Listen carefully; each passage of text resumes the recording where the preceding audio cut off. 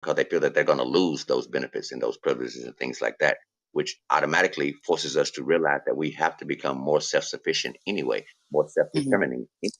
So when you start that process of declaration, this is the time that you're doing all of your study.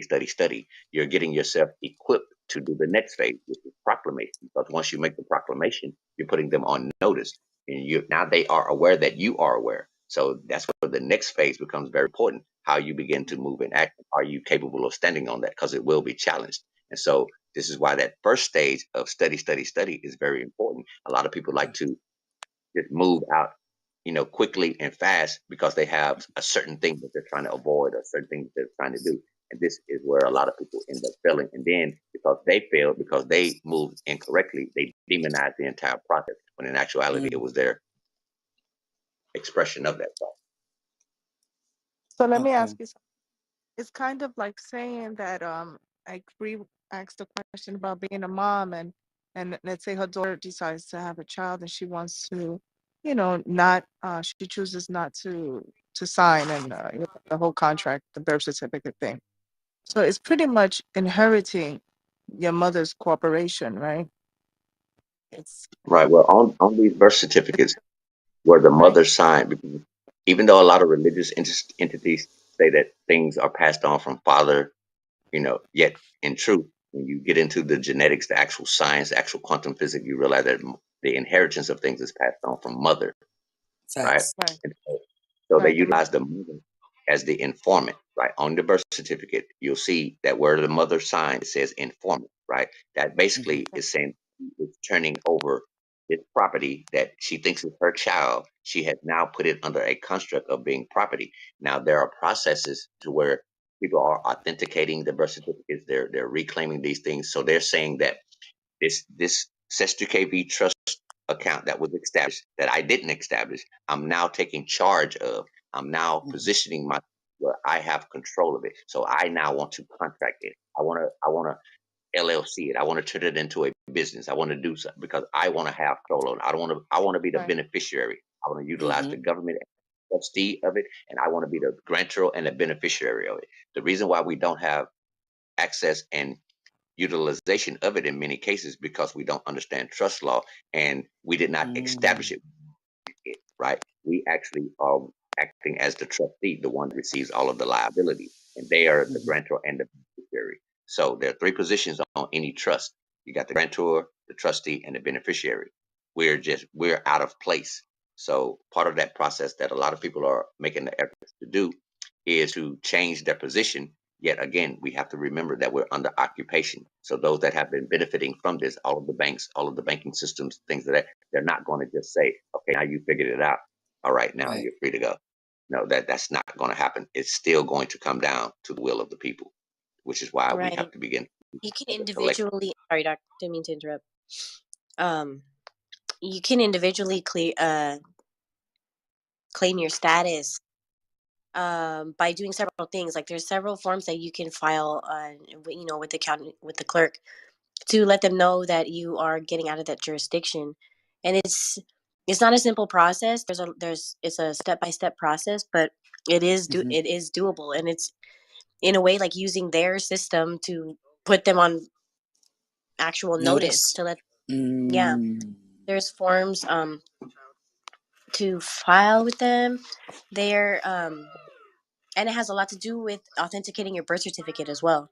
You got to authenticate your birth certificate. So um like I don't know how to explain it proper. Okay, there's Doc, do you know the like definition of Hague and non-Hague for Yes, the the country? hate.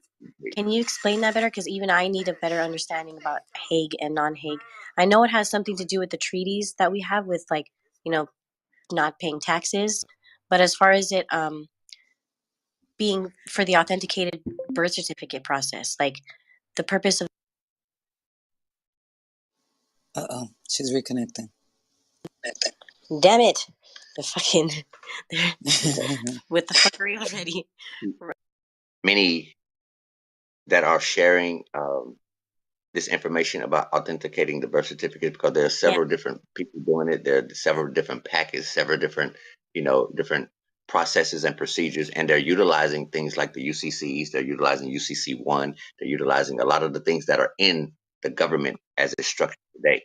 Now, the caution with that in every aspect of that is that you're also, even though you're freeing your mind, you're becoming back aware, be mindful that you could also contract yourself right back into the same position by not really understanding You how to want to move. renunciate yourself back into their system by doing this process. That's the sticky. That's that part right there.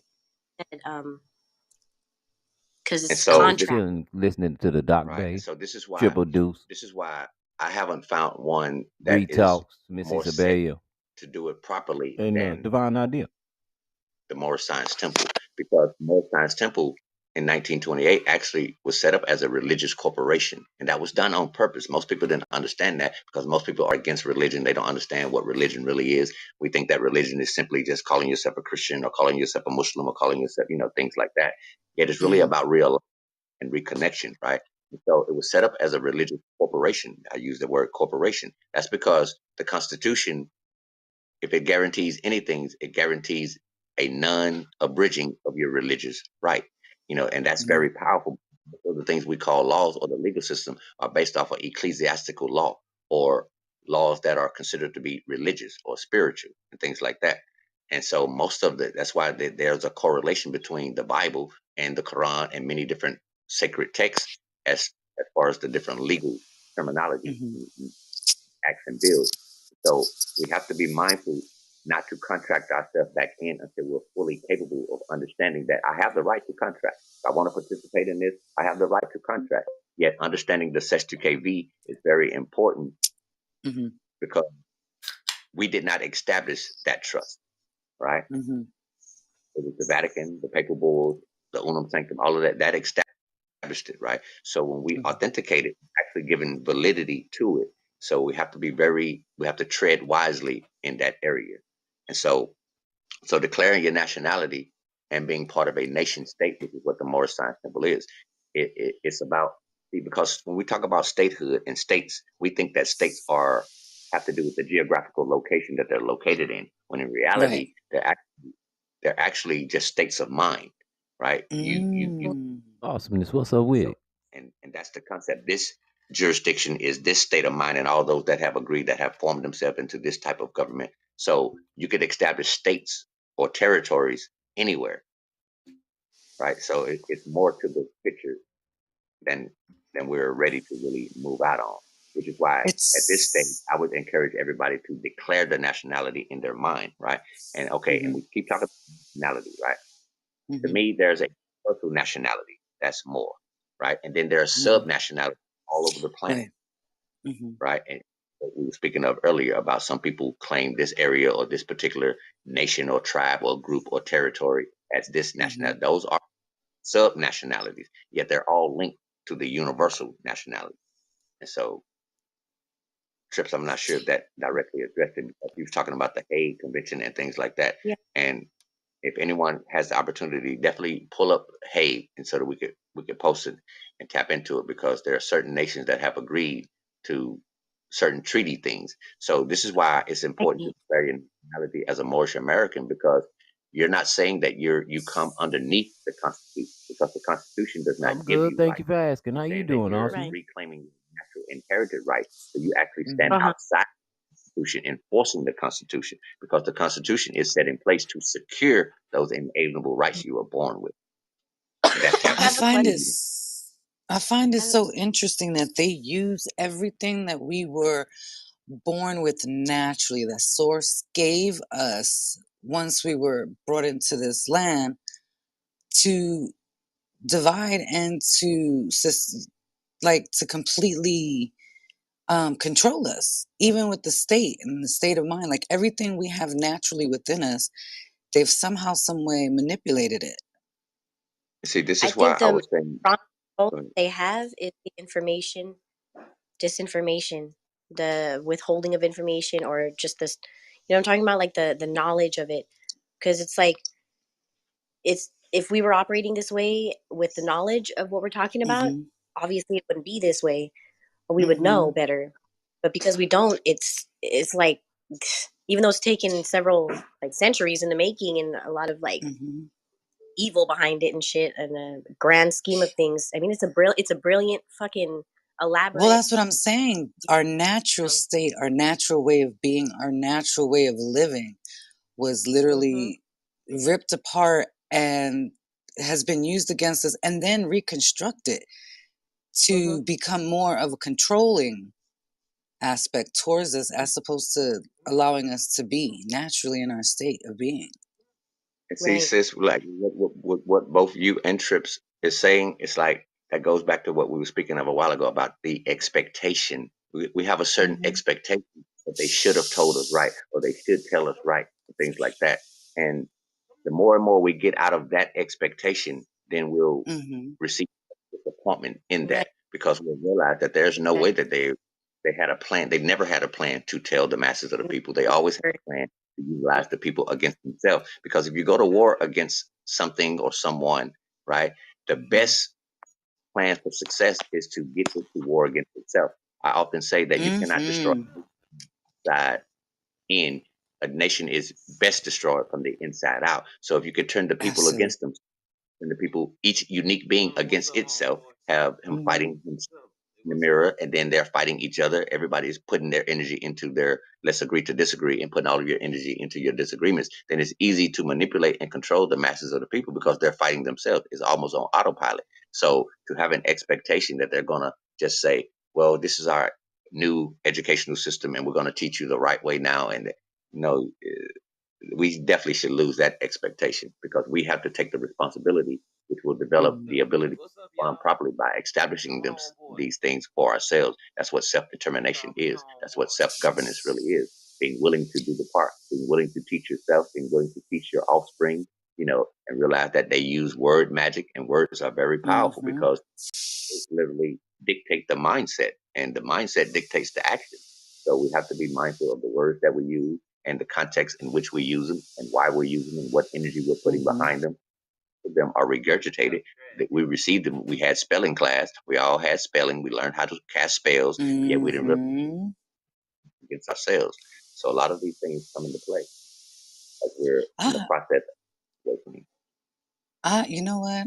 Now that I sit and I listen, and the more I listen to the way you speak and everything Trip and Bliss talk about, it's so interesting how the more I can hear my grandfather like regurgitating all this, because it was so, he spoke so differently than everyone else, and I never understood it. Like he used to always say, well, be careful what you say, be careful what someone says to you, because they can, the way he said it made it seem like it was, they could curse you, or they can manipulate your mind. It was so interesting the way he used to speak. It's almost as if he never took hold of the construct. Never. He was always against it. And it was just weird. To me at the time, it was weird because he was so different as opposed to everyone else. But he was definitely rooted in what he was saying. And what he was doing was dropping little seeds, right? Like his environment was not supportive of it, and it would seem like he's outside the box, so to speak, right? So in those type of scenarios, you can do is drop little seeds and then trust that in one day those seeds will reach the fertile ground of the mind, where the mind will now fertilize it, and then it will begin to make sense, and you'll have those aha moments. Like I'm hearing you have several aha moments from things and seeds that were dropped into you, from the child and things like that. So that's what we're trying to do now, drop the little seeds, because we can't force anyone. We can't water the garden for them. Everyone has to utilize the waters within their being to do that, to fertilize it. Yet all we can do is inspire, motivate, and encourage, share the information. And so, yeah, family, absolutely. We got 3 in the clip. All right. Bro Chris, because you don't know. Power up. What's going on, Doc Bay, Bree, Sister Baby, Divine Idea, Trip, Isabella. Yeah, when you say govern the mentality, has anybody ever noticed that everything we argue over in social studies or social platforms, that We really don't have that problem until somebody tell us that we have that problem. The government tells us we have this problem, and now we have it. I just find it all, and then they tell us when we don't have a problem. Like yesterday, I'm listening to the WHO talk about, the pandemic is over, but it's still deadly. It's still deadly, but it ain't a problem now. Whoo, that makes a lot of sense. I think that definitely taps into a concept we speak on called problem reaction solution, where if I create a, then I gauge and see how it affects. And for everybody on the panel, just a quick poll. How many of y'all believe that we are actually living life versus how many of y'all believe that we are actually responding to life? In lieu of Doc Bay's response to my last comment. Are we actually living life or are we actually reacting to life? I heard a scholar, he said that 90% of the planet is reacting to life and only 10% of the planet is actually living. Because that to me was just a gateway of what else they can do. See, with social media and the fact that we freely give so much of our information, we freely give so much of our mindsets, our habits, our ideologies, and See, y'all, things like these some of that. the think So tanks when I you be have in. what they call a major event horizon, You then need to you're get your status utilizing that changed. event I'm to telling you, it's a gauge the wonderful reaction of thing. everybody. You see how who says this, who reacts to this way, this, so that you could better formulate your next phase of your plan. So we create a problem, we put it to the masses, we make certain moves, we see who acts this way, who acts this, and now we have ability to monitor it all, and we have it set up to where they're going to voluntarily give you all of the information. They're going to voluntarily share where they are, and so now we can begin to make our next phase of the plan in accordance to derived from that move, and things like that. And so it's to be constantly mindful of. And they were slick with it too, because they fed a lot of fear. Everything about this pandemic was nothing but fear based. They showed piles and piles of bodies and numbers, and everyone was just freaking out because we had never seen anything in that, in our lifetime, like this. So it was just fear based. We didn't know what else to do, and a lot of people just went with it. And then you had some that were questioning, but it wasn't, we weren't loud enough, so to say. I agree.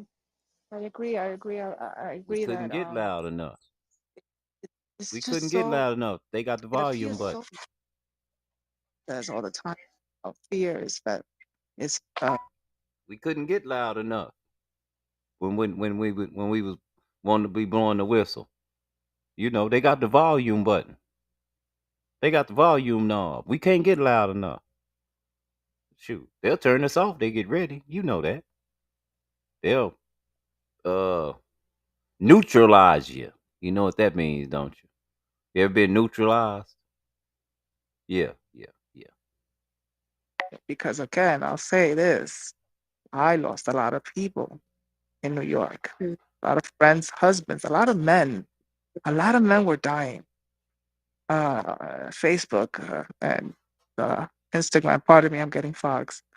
Um, there was a whole bunch of stuff that they would just like. My husband died. My husband died. My husband died. I lost my husband. I lost my brother. And I'm a woman too, but they did die. Was it COVID? I don't believe it. So No, yeah.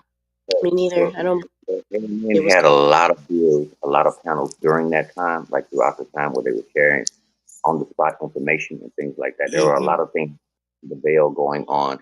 And of course, if you present that type of visual to the masses of the people, and then everybody's addicted to the Absolutely. mainstream.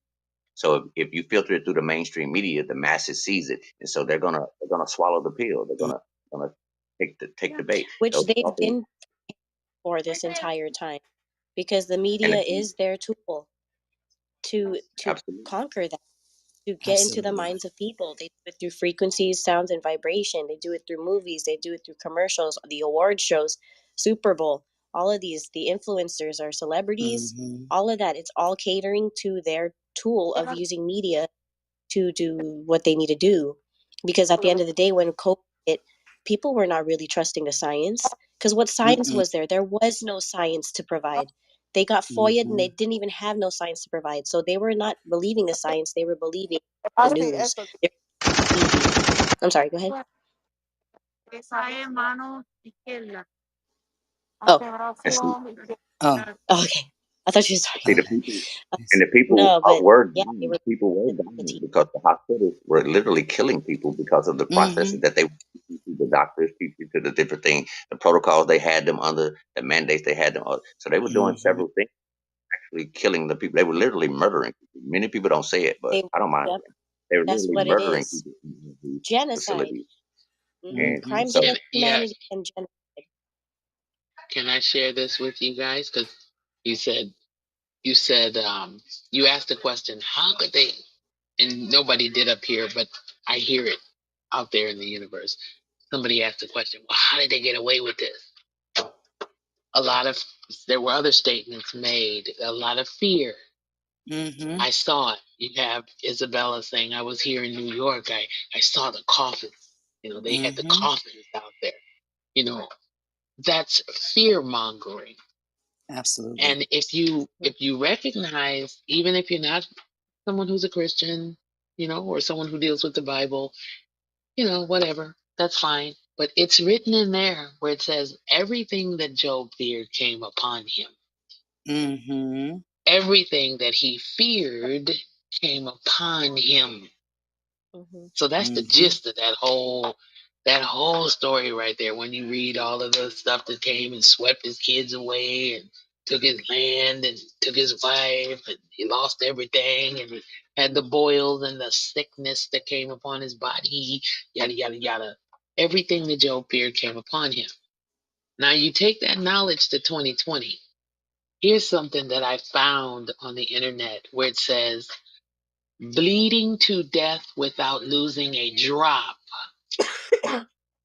trickling artery shell, or tackling artillery shells. I don't even know why they put that in there. I don't even get it. But anyway, so I'm not going to read the whole thing, but this was in 1936 in India. And there was this guy who was a prisoner who was sentenced to death by hanging. And he could make a choice. He could say, you could do the death by hanging, or we can just cut you a little bit and let you bleed to death slowly. And he picked EPB, that what's up with it? instead of death by hanging. Thank you. He picked that instead of death by hanging. Saxon? So this Nah, I'm just says playing EPB. the Don't jump victim on me. Don't jump on agreed. me. But I want to thank you, EPB. And so what they did was they strapped I him really to want to a thank you. bed and they blindfolded him. Because we And over here think we the unbeknownst to only ones him, that get they done took wrong water because of what containers we look like. that were attached They don't know to that the people four that look like you want to bedposts, do you wrong and they because y'all look alike. dripped I water really into appreciate buckets that right below his bed. Then information, after EPB. they Now, nobody lightly cares about Blitzkrieg scratched his limbs, except for so people that his care about arms and everybody. his legs, they lightly scratched it. The fake drip brigade began. Fast first, rapid, then slow, then then slow, and then it said, but always loudly. As the dripping of the water stopped, the healthy young man's heart stopped, and he was dead, having lost not one drop of blood. You see how powerful the mind is? very powerful because we are conscious beings and everything that we're experiencing is the type of consciousness. So it has the ultimate power in this existence. So this is how placebos work. This is how things like that work. This is why this whole conversation is about reclaiming the reins of our own minds because there are many examples of things happening just like that. You could literally you could be scared to death, literally, meaning that Yeah, you could Absolutely. embody These fear came from, to where like, the functions of your organs shut down. fear is a very, very strong vibration. I'm going to drop the link in just a few, And EPB, if you're it's still like around. Doc always mentions, Just let me go use it's the restroom. the other side of the spectrum to Roll up love, another the blunt. love I'm frequency, answering which some is questions the from my highest form attorney of right now. vibration. And it's like once that sinks into a person's belief system, that's what really takes over. Like when you talk about the body is the subconscious mind, which is stronger than the conscious mind. If the body believes it's in something, it's going to react quicker, more heavily onto the body than the mind. Like you can Mm-hmm. say I'm not scared, and there's a lion in front of you, your body's going to start shaking anyway. You know what I mean? Like, because you are Mm-hmm. scared. You can say whatever you want, but technically you really are scared. So the whole fear mongering, like I said, it's a brilliant fucking plan that these think tanks have, established over the years. And it's the one thing that can literally diffuse it is reclaiming your mind, because that's It, what it is. it's a And So we have form of to. manifestation. If you believe that's what's going to happen, then it is. It's a form of manifestation. And It that's what it is. definitely is. so Yeah, We we have they, have to. to. this says that dying of fight or flight. Mm-hmm. Mm-hmm. It's that it. This says dying of fight in. What is this saying? I can't read, Lord. It's that free school education. Uh, let me see. Wait a minute. I was trying to. Okay, keep going.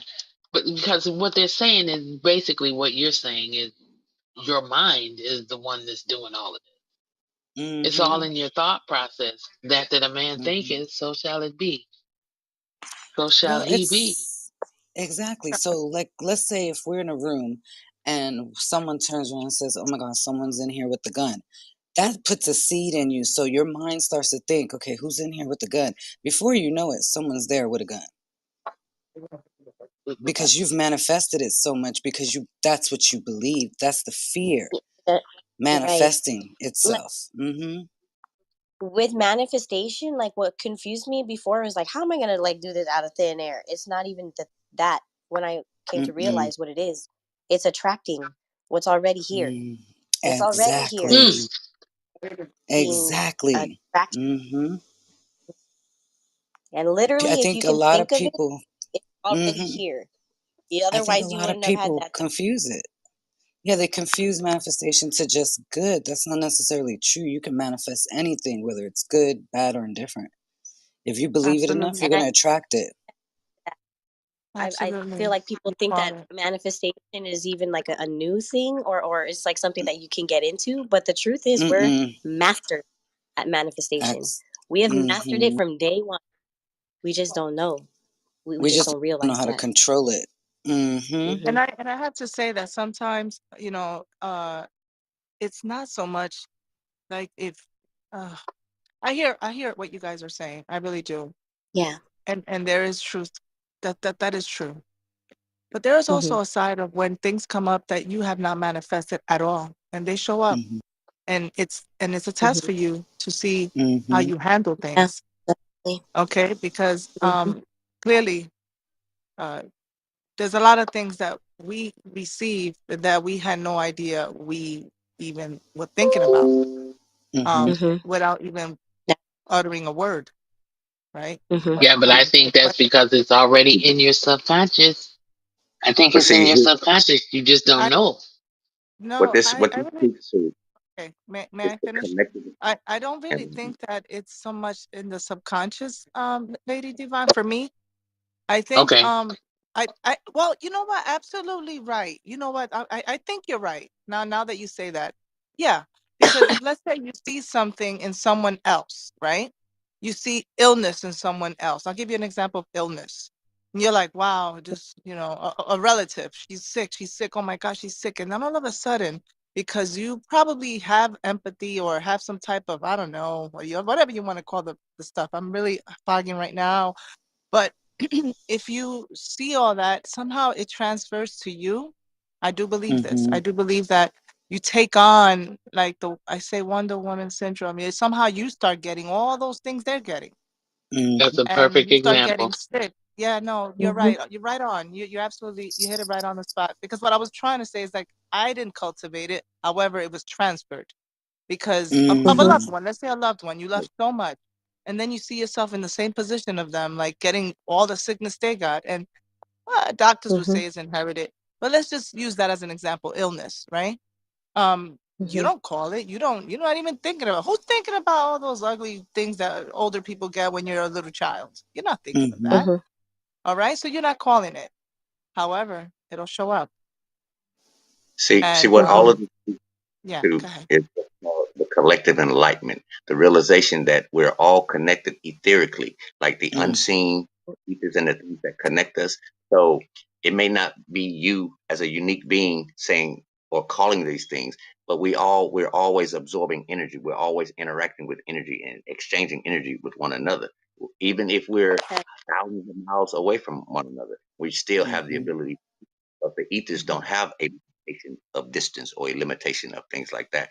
So they're all results. Many things that have occurred in our life are a result of the collective, you know, Right. connectivity of the etheric fields and things like that. So I know we're getting a little esoteric right now, and yet, but when we dive into that level of the conversation, we realize that that's what a social construct is. That's why they're manipulating That's society. why That's it's why they use Hollywood. That's why they But that's utilize why any of these things. it's important for us to have like the Empowering Empresses panel. And not only for women, I would say emperors and empresses, everyone's welcome. Is that when we sit here in these rooms and let's say I'm operating on a low vibration, I'm asking my brother and my sister to help me bring it back up. And it's energy Facts. helping me. It's not looking at me and saying, this girl, she has this and this and this and that. Because then we're not part of a collective enlightenment. We're part of a, Right. you know, Or like, don't bullshit. think like that. Come on. Like trying to conform people. No, No, yeah, you're absolutely right. Empowering let- means empowering. correct. That's Like, right. That's that's That's I'm and beautiful. terrible And about it. thank I you want to for the enlightenment. conform. I want to conform. I'm conforming. I want to At conform. least I'm gonna she's honest snatch Be you a though. up. conform. I'm snatching Wonder, you what's out of up? that nonsense, Daniel, and I'm what's going on? conforming. Just to add to what everybody's Even I'm I'm with saying, that, just filling yeah, out playing. some in paperwork regards to like for my attorney the right now. manifestation or attracting or not attracting or thinking about how I didn't even want, like, why would I declare anything like that? No, you know what I mean? Like, I understand where that's coming from as well. What helped me to remember, I mean, what helped me is to remember that we've all agreed to the contract of our life in this, that goes for everybody that will ever know. We've all agreed to the contract to have life here.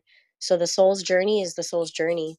And it really takes you to a place where, like Doc said, we're all connected by the consciousness, by the subconscious. We are all connected by the subconscious. And it's like, it makes me think about like the internet. Look at the World Wide Web. What is this World Wide Web that connects all of us together? What is that energy that connects all of us together? Can anybody define, like, where are these ley lines that give us the internet, like World Wide Web? I mean, I'm sure like it can be said where they are, you know what I mean? But think about the energy that connects all of us together. That's and ultimately where each soul is coming from. each unique being is a different connection. For example, us in this room, there's a etheric core to each and every one of us, and then everyone everyone in around. So we are the ley lines, right? And then you have from a microcosmic perspective, and then as a macrocosm, the Earth has ley lines and different power grids and different things like that. Yet it's all connected. It's one giant power grid, one source. And then to speak to what Divine said about conformity, it's all right to conform if you're conforming to the principles of love, truth, peace, freedom, and justice, and that's what you're encouraging. We should be encouraging that type of conformity because now we're conforming to those things that are designed to be of a betterment or of a beneficial nature. So everything that could work against you could also work for you. Everything that could work for you could also work against you. And oftentimes, all you have to do is tweak your perspective or your perception of it, and it changes the entire results or direction of that particular thing. And to answer your question, Trip, the World Wide Web, I think it's basically it's how we are all connected through energy, and they just turned it into the World Wide Web. It's just a mirror image of what we actually are connected with. We're Exactly. connected without Exactly. that. Absolutely. Exactly. And that speaks to when we talk about how what we call technology is the externalization, the internal technology. We are the technology. We are Absolutely. and so what they do, they study how our internal networks work, how our neurological connections, how our organs, our body, because we literally are the example of order out of chaos because we have trillions of cells you themselves which doing is different things, also yet they formulate a themselves into different organs. They formulate themselves into systems. So we are the ultimate technology. And so they externalize the knowledge of that technology. They manufacture it into a product, and then they basically sell you back to you. And that's what we're able to do. right. Facts. Like think of how every technology invented in our day and age, it resembles the human body in some aspect. The more electronics, the more inventions, the less we are connected to source and to each other, like Absolutely. spiritually and then think about olden times, what we know as, in our research in our history books, when we see they didn't have this kind of alleged technology. They had technology, but not the kind we have all high tech and like smartwatches Hmm. and all that shit. And yet, look at their civilization and how they were able to, construct and survive and do all of these things. It just makes me think like, okay, that means they were probably more connected to source, more connected to each other, Yeah, we were energetically. connected to the technology within us. That's what it is. Mhm. We were more Us, connected exactly. within us. Now I'm relying on a smartwatch to tell me my heart rate. Yes, exactly. Now All you gotta once do is again, go we're to the relying river on count outside to 10 sources instead of relying with the and source multiply within us. everything by 6. I Exactly. think And that's I the whole usurping game, that they changed erudition to education. So we're all trained like dogs to do this, to operate this way. We're all trained like in this way. I mean, I hate to be so animalistic about it, but I mean just to put it into context and keep us on the same level of existence with each other as human beings, like they've done it to all of us. That's the one thing above all else that anybody wants to say we are disconnected from each other, or that we don't have in common, or you say that there's a race game happening. The one commonality is we've all been deceived. We've all been deceived. Absolutely. And you made it animalistic, yet when you study the etymology of the term education, which is what we've all been given, what we all aspire for, that is rooted in Yeah, animal training. And so, Absolutely. exactly, You know what I was exactly. thinking?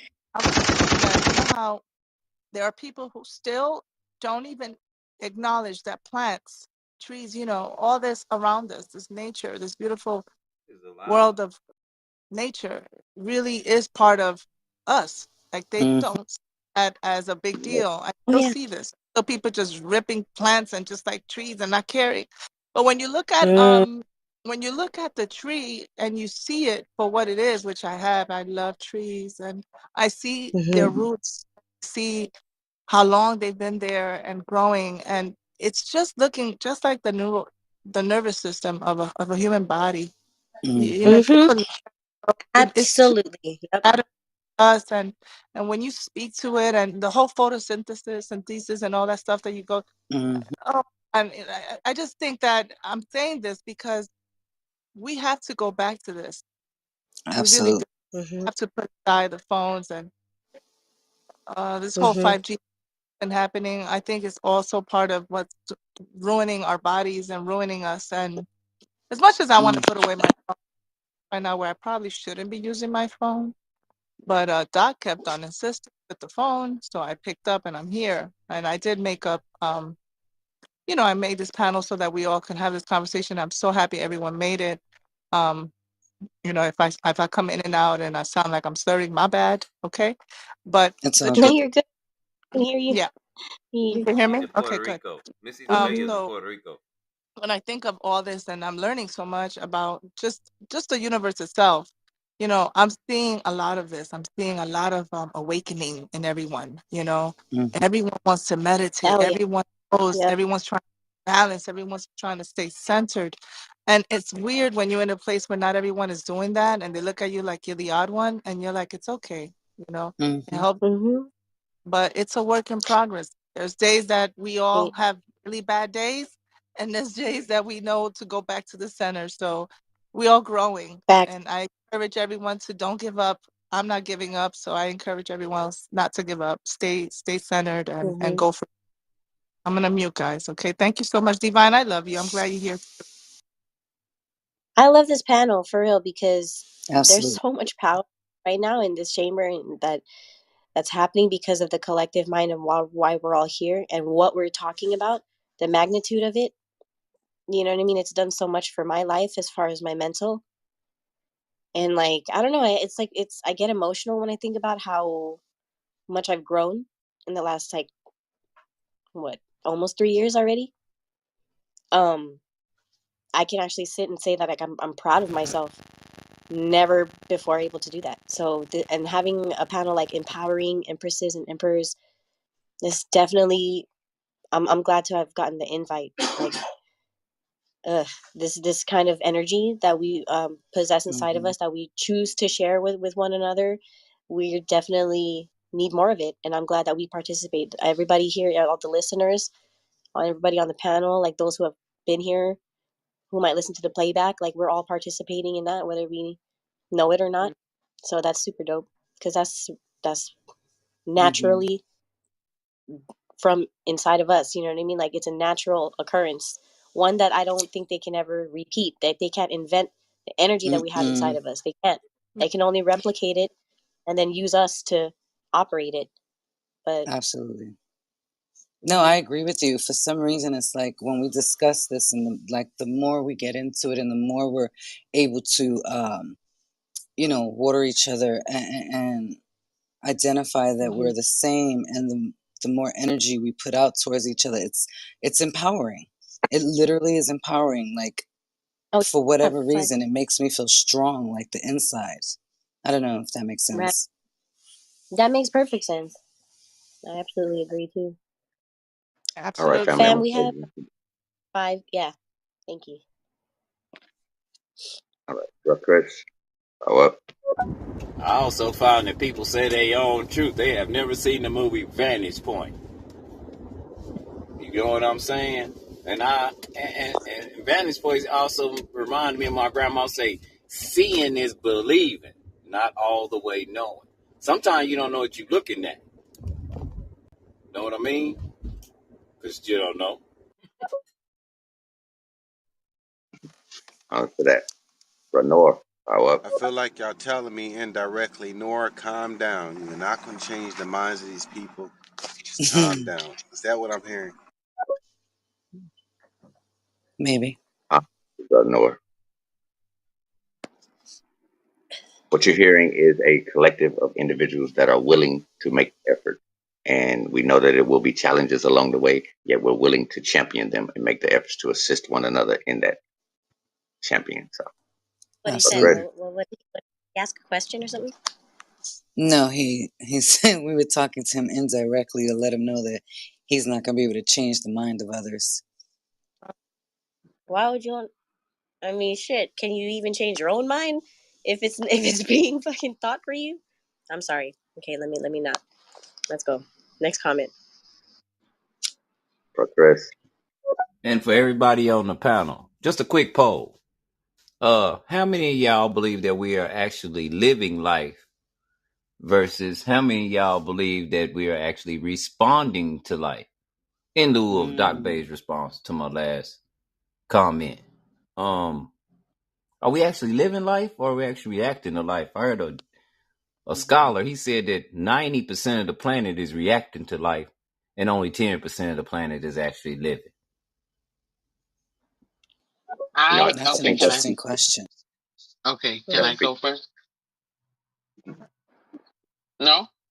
Yes, Okay, yes, I'll go Yeah. wait. ahead. Go Yeah, you got first? the floor.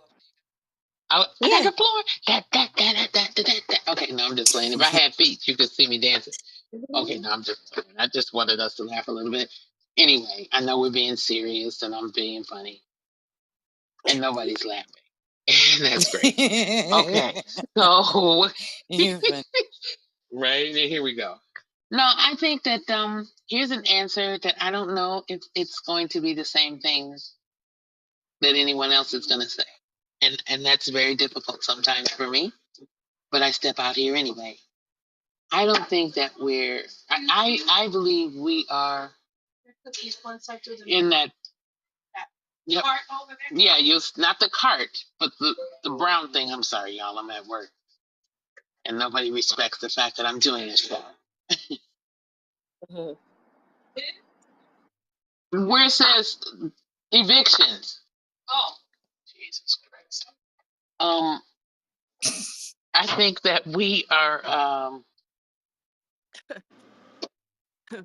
reflecting life. I think we're reflections of life. I think we are the divine idea of life. Does that make sense? Mm-hmm. I don't know. Yeah, I know that that makes sense. everybody's Mm-hmm. like, you made us wait to just say that. Yeah. I see what, I see I what think you're Divine. looking at the I love you. between being reactionary and responding would be important here. Whereas when you make connotations to reactionary, it's almost as if you're being manipulated or someone else is creating an act and then you're acting according to that act.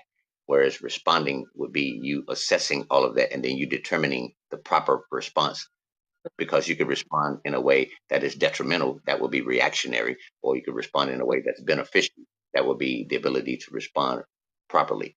And so I think that those little words, would take some investigative inquiry into distinguishing the difference between being reactionary and Mm-hmm. acting or the actions of others, and they're basically like puppeteering or in right. coercing your action versus you assessing it for yourself properly from a centered space Right. and then properly. Absolutely. I love that. I love that because part of living, and I'll speak from where Me I'm seeing too. part of living my Mm-hmm.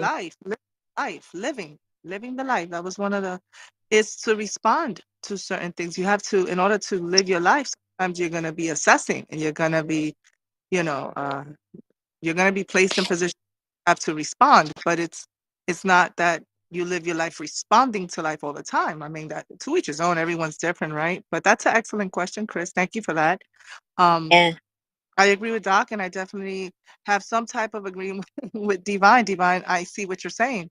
I would just add that part of living my life is to respond. This is why I'm still here. I'm still alive because I had to respond. Mm-hmm. Okay? Absolutely. And we trials and tribulations, we have to respond, but we are living our lives, right? Yes. Yeah. I. Did you hear? I mean. I'm sorry. Okay. Okay. My turn. um. Yeah, that He I said was getting ready to living. just step right on over there. I'm sorry. That's okay. He said living versus reacting, or was it responding or reacting? Who said Reacting versus responding. Right. living Living your life versus? or responding to your life. Okay. Um.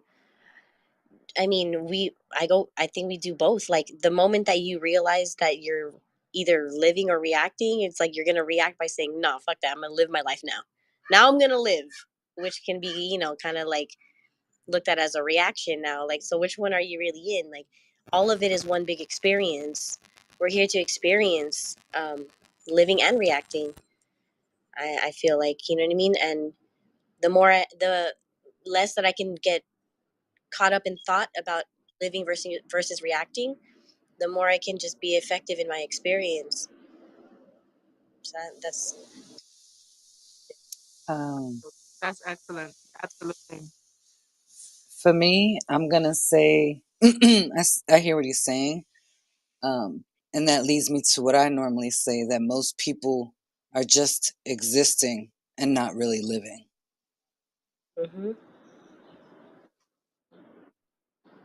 Mm-hmm. And so, That's how I see it. Yeah. and see, this is how all of these different perspectives can be tied into the realization that, are we dependent on the influence, the coercion, the threats, the duress of external Mm-hmm. forces, relying on our internal cognitive, awareness, and our spiritual, our brain heart coherence. Mm-hmm. Are we attaching thoughts to our heart and then filter it into our love frequency and things like that. And this is how you respond to life, because your response will determine whether or not it is beneficial or detrimental. And so as we're all growing and we're growing as a collective, we build and we draw from one another. We're learning, and Mm-hmm. when you learn something, you're not actually adding something to yourself. You're freeing what's already there. You're already a unique expression of source being. So everything that you will ever know, you already know. We're coming into more and more of an awareness of the things that we already know, and that is that truth. Right. So as we're responding properly, we're getting ourselves closer to truth. And if we're only reactionary, do, then we're pushing ourselves further and further away from the center, away from truth. So, I do I have mean, to even say still, though, being oh my around bad. people that that are connected with themselves and that are actually trying to learn how to harness their energy and actually live within their own energy, and rely on source with our energy, it strengthens our, it just, it does something. You know what I mean? Like, it empowers your actual connection with source when you're around people like that, as opposed to Right. feeling the division between you and source when you're next to someone who's at low vibration. hmm And well, empowering who are at low vibration, like what Izzy was mentioning earlier, what you just mentioned now, is Mm-hmm. empowering yourself. So it's like a Mm-hmm. win-win But it's a situation. balance too, because if I mean, you're hmm constantly around people that are at low vibration, you can be sucked to that low hmm vibration too if you're not constantly feeding yourself and going back Right. to those who are, in that higher vibrational source. Right. That's why I say always approach things being grounded, knowing Absolutely. where you stand. Otherwise, if not, it's okay to say, I'm good right now. I'm going to go over here Right. first. Yeah, I'm gonna need to take a sometimes, break. sometimes you just I have to used step away and take care of yourself because Absolutely. hmm what you may be going through, the other person may just be mocking or just not understand. Hmm. Just that part make it worse, come and off then as a they're different thing. almost like Mhm. a friend really in disguise of an enemy, and you don't want that because you could Hmm. pick up on. Mm, So you need to right. just move away, stay away, and take care of yourself and really You heal call it a yourself. one aspect. I call it a Captain Save a Hole for myself. Like, What that's how I up. can you I repeat was that? at the cape on. I said, you call it Wonder Woman. That's a very dope way of referring to yourself as, being the way that you are. But what I used to call myself is Captain Save a Hoe. Like, I would Uh, always just be all of, like, trying to, like, where my energy probably was it was displaced because Hmm. it's not the right energy. It's almost like a smart guy in the room kind of thing. Just because I know something, or just because I have a answer, or just because I have a solution, I used to just press it down like people's throats, like, pause. If that's a pause, I don't know if that's a pause or not, but I used to just be like that, like overbearing, and I was highly ineffective. And then I would get into my own little corner, feeling like I didn't do anything. I wasn't helpful at all. Totally right. misguided energy. So I, I'm glad that yeah. I'm When I say the finally in a Wonder, space that it doesn't have to yeah, be that way anymore. right. When I use the Wonder Woman thing, I often say that. I guess I didn't make it clear. Let me make this abundantly and categorically clear. When I use the Wonder Woman thing, Mm. I'm referring to what allowed me to stay alive today.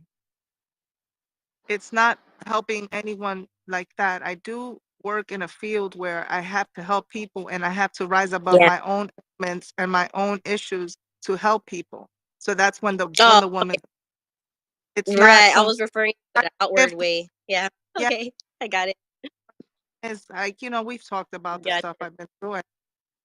I've had hmm to just put my hands up and say, I got this, even, as we speak, I got this, no matter what, we got it. And still keep moving. But then you got to be careful that you don't flip. you know, you gotta, Mm.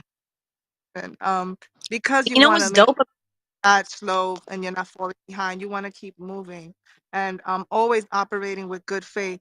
While others may see low vibrational, they will not see the good faith. They don't see your heart. They don't see that. They just see what they think they see. And Mm. sometimes we can't just talk about it. You got to be about it. You got to put yourself in the Right. shoes of Absolutely.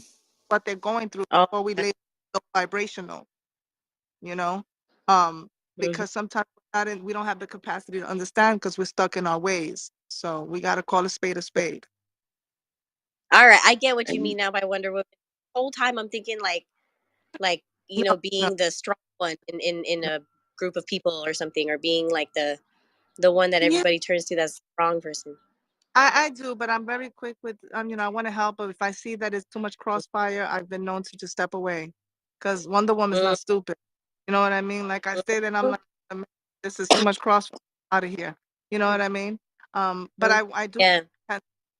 match and to try to help. And I do have that thing. People say, "Hey, Mother Teresa." No, you're just trying to make sure that you leave a place better. You know, if the house was dirty, you clean it up. If someone's acting kind of where you want to bring them up, and if I can't do that, then at least I'll just try to make sure I don't bring you down. And it's a challenge sometimes. Sometimes I'm not in the right place, you know, and I think we all know what that's like. Just being Fact. as we can be. But no, I To don't be want to be the vulnerable, yeah. hardest most, the Wonder Mm-hmm. Woman. It means that I had to be strong so that I can stay alive, is what I'm saying. Is that drastic? Is that so? Yeah. Again, I appreciate you guys. Really send the love. It's nice to see you, Chris. D Karma. I haven't heard a word from you. Hey, D Karma. I can't really We see got down full. there, but hello everyone down there in the basement. We got Mm-hmm. Holly Parton and Tony Iverson also in Oh, the building. thank And we you. have 4 Yes. We All have right, four in the messages. chamber. all right. I have Let's a go. question about the topic, actually. You're bringing it back to there. Just a real quick Mhm. one. Oh, shit. Yeah. All right. Chris Rice. We couldn't get loud enough when we was wanting to be blowing the whistle. You know, they got the volume button. Mm. They got the volume knob. We can't get loud enough. Shoot, they'll turn us off. They get ready. You know that. They'll uh neutralize you. You know what that means, don't you? You ever been Mhm. neutralized? Yeah, yeah, Cancel code. yeah. Mhm. I I'm talking think about that cancel. real quick. I think that speaks to the importance of not only reclaiming the reins of our own mind, but reclaiming the literature, reclaiming the language, Mhm. the music, reclaiming all of the things that contribute, that formulate society, and realizing that nothing moves without the people, without the power of the Fact. people. Because we have the volume button because we're locked into benefits, privileges, and Mhm. dependency. So as long as we stay locked in, depending on the benefits that are distributed by those same sources, then of course they have the volume button. And why would they let go of it? Why would any of those that are participating in that area let go of it? We have to lose that expectation. So the reason that they have the volume button under a voluntary system is ultimately through the mirror because we're being compliant, because Right. nothing moves in society without the will of the Like, people. We gave it to them. even though I don't phrase, but it is already like in scripture, right? It's somewhere in the scripture, I believe, in the Bible, that he who can be deceived, let him. Mhm. Um, I hate that to refer back to that, but at the same time, it there's a certain point in the game that they're playing that's literally where I draw the line right there. He who can be deceived, let him. It's not saying like, oh, And I then, wish on anybody, but in the game that they're playing is all that I'm saying. Like, You you know could what I only mean? do see, so. Because You could only do so in much the, yeah, with. They have to this is be the willing. age of information, so ignorance is a choice for damn sure. There you go. And see, in that they're avoiding any karmatic debt because it's a voluntary system. I think Exactly. that definitely shouldn't be looked at lightly because if it's a Mm-hmm. voluntary system and everything is set up for you to sign, for you to agree, for you to contract, all of that. So we often play the blame game. We always say what they doing, they, right? But Right. yet the more and more we begin to identify who that they is, the mirror comes up and we realize that we are Or that they you that is know who you allowed. are. Right. That's the thing that really, like, part of my cognitive dissonance was the more and more I started to realize the truth and know who we are as people, who I am. I started to realize that more and more, that I've allowed a certain level of complicit, in my own life, which did, play. We all play a part in all of this. Like I said earlier, we've all been deceived. But now that we know, we've been talking about this. I mean, for myself, for the last 3 years, I know Doc has been for the last how many decades, like a long time, right? Um, and so now that we know, how do we move? That's the part that, like, kind of like to my core, it chilled me to my core. Like, that's the realness of it right there, because I can't erase it. I can't erase what I know. I can't erase the fact that I feel so deep. I resonate deeply with the truth. I can't erase that. I wish I could, and I wish the truth wasn't so ugly, but it is Right. what it is. So we have to now join and become a collective for real, for real Right. collective. this is why I love this conversation. We needed to have it, Doc. Thank you so much for being here. Because, in fact, I would invite everyone to be the original panel. If everyone could stay and be the panel, be the panel, and we could always have an invited guest if so. But I like what I'm hearing, and this is encouraging me a lot to continue pursuing what I already have in mind, and Yes. taking care of all that. Because the more we discuss it and we get to it, we get through it, and we're learning together, the more I feel like my plans are getting a lot more vivid, if that makes any sense. They're clearer to Yeah. me. Mm-hmm. I and I did this as an officer. I didn't join the force immediately. I waited till I knew personally I was over some traumas and that I was able to handle a weapon. Okay, it's a responsibility. And Right. knock on wood, greatness in the universe, I've never had a problem with that. I want to do the same with saying I'm gonna be a more through paper, through the whole, dive into it. Because with that, as an officer and a lot of other things, it's gonna come a lot, and I'm ready. I just wanna Right. Me too. keep reading I through, would. keep, you know what I mean? Because it's the family, it's everything, and you're like, you know what? It's real. These are the conversations. It's like when the lesbian and then the LGBT community come out. They come out and they talk about how tough it was for them to come out, right? The community, how it Mhm. was scary to come out and say and accept to their families, and they felt shunned, right? The community felt that way. Right. It's I feel like the Moors have to have the space to have this conversation, because the more we encourage each other, the easier it could be, I should say, or a Right. little bit more support, that we all going through it. Doc went through it. We all went through. We're all going Mhm. through it. We're I, talking I about I it. feel you. Yeah. The only thing that I would not disagree with, but just the wording of it, like when you said I'm going to be, like it's like when you mentioned the LGBTQ community, just the same way they didn't have to like they knew already how I Right. mean I hate to say the word they, Ab- like yeah. as if, Absolutely. like what I mean. No. We know Yeah. that we are, and it's a matter of now we got to walk in this path, like because it's different from the path I was on, as far as not realizing. Now I Right. realize, right? I But mean, break it's to someone, but like I know what breaking you the mean. news I know job. what you Like mean. we know we're Moors. Like we declare it with our voice. I said this earlier. I don't think you were in the room. I declare No. that I'm more with my to the universe, to myself. I Yeah. declared it. It's in my mind. It's a thought. It's in my soul. Now, Hmm. with the steps that you Paperwork. talk about are very right. That paperwork, and not only that, but embracing family members will not understand you, especially in Puerto Rico. The That force part. may not gonna understand you. So that's the part that I'm talking about. That's Yeah. synonymous when someone from the community is coming out at work, at here. Hmm. And I'm using this not as an example, not condemning anything. It's just the fear factor, right? Hmm. And Hmm. That's we absolutely why that's I love panels as well, because now I right, can move with less fear. Now I can move right, with less fear versus right. being fearful as fuck and just being over here knowing, I'll just wait until something happens and then I'll act. No, No, I'd rather move with fear right. and how I'm supposed to live And and really prepare. Mm. Yes. Love this. You know, This prepare. is why, yes, this is why I was saying about the weapon, because having a weapon is like, whoever says that they're not scared of none of that is a liar. So, when you're holding that, you're like, oh my God. And then when you finally get over it and you embrace it and you're like, I'm ready, you're going to do a great job, because you move through the fear. You use the fear to motivate yourself. And now you've actually become what you said you were going to be, right? And you're operating in good faith. This is it's sort of why I what I'm saying when it comes to embracing this. Oh my God, I'm having a fog. Okay, go ahead. it's sort of Mm, like we talk about love, we talk about fear. Yet the thing about fear is it's not that you're getting rid of the fear, but yet you're making the choice to face the fear. And once you face the fear, you go into the fear so that you can champion the fear. So we have several acronyms for fear: false evidence appearing real, false emotions against reality. You know, face everything and run, or face everything and rise.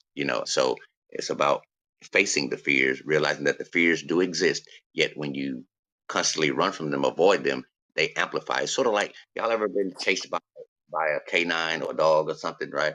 And he's barking, and if you start running, he gets amped up, he gets amplified. So he senses your fear, and so once your fear is amplified, now he's feeding off of that fear. He's more encouraged to do so. Yet if you face him in certain situations, not all, but in certain situations, then he's less reluctant to, because he's not feeding off of the fear. He has to your courage to feed off of it, and that becomes more of a opportunity for you to come out better in that situation.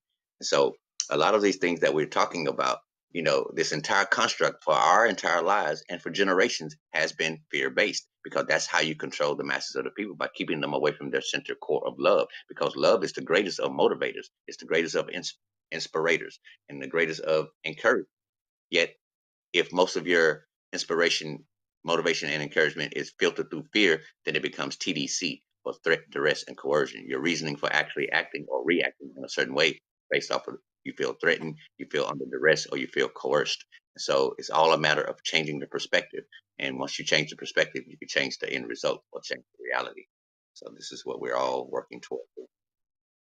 We got through one comment, and a lot of all that great information just came out. That's super dope. Okay, that was me, like, talking shit but not talking shit. I don't know, guys, if you heard about the flower of life and secret geometry, which this is being this proof of this, for example, of the flower of life on loads of different civilizations around the world back in the time, and it all explains about the origin of the universe and how everything is being created from nature or universe particles and atoms and stuff like this. And to be honest, I would say these secret societies or these big powers hiding, they've been able to take this knowledge from ancient civilizations, like let's say the Mayans in Peru, I think it was, and as well in the Amazonas in Brazil, a lot of people, there was a lot of civilizations and a lot of knowledge on how to make new land and create bigger trees and stuff like that. You Mm-hmm. know, speaking to something that is it's called the gut or the grand unified theorem. Whereas a lot of these schools of thought, a lot of people think that their particular piece or their school of thought that they were raised in, they were conditioned to, they were exposed to, is the end all be all. And yet the one right beside it feels the exact same way. So everyone feels that exact same way. Ultimately, not realizing that at the core, at the root of all of these schools of thought is the same teachings. And many of the religious texts, many of the religious traditions and customs and different things, they're actually replayed over our heads every day.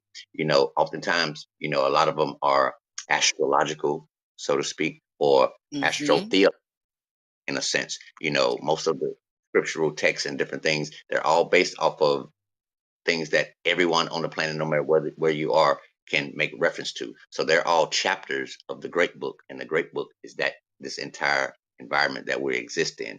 And if you could see a constellation in the sky for 2 days in a row, let alone for thousands of years, then that says a different picture than the one that NASA has.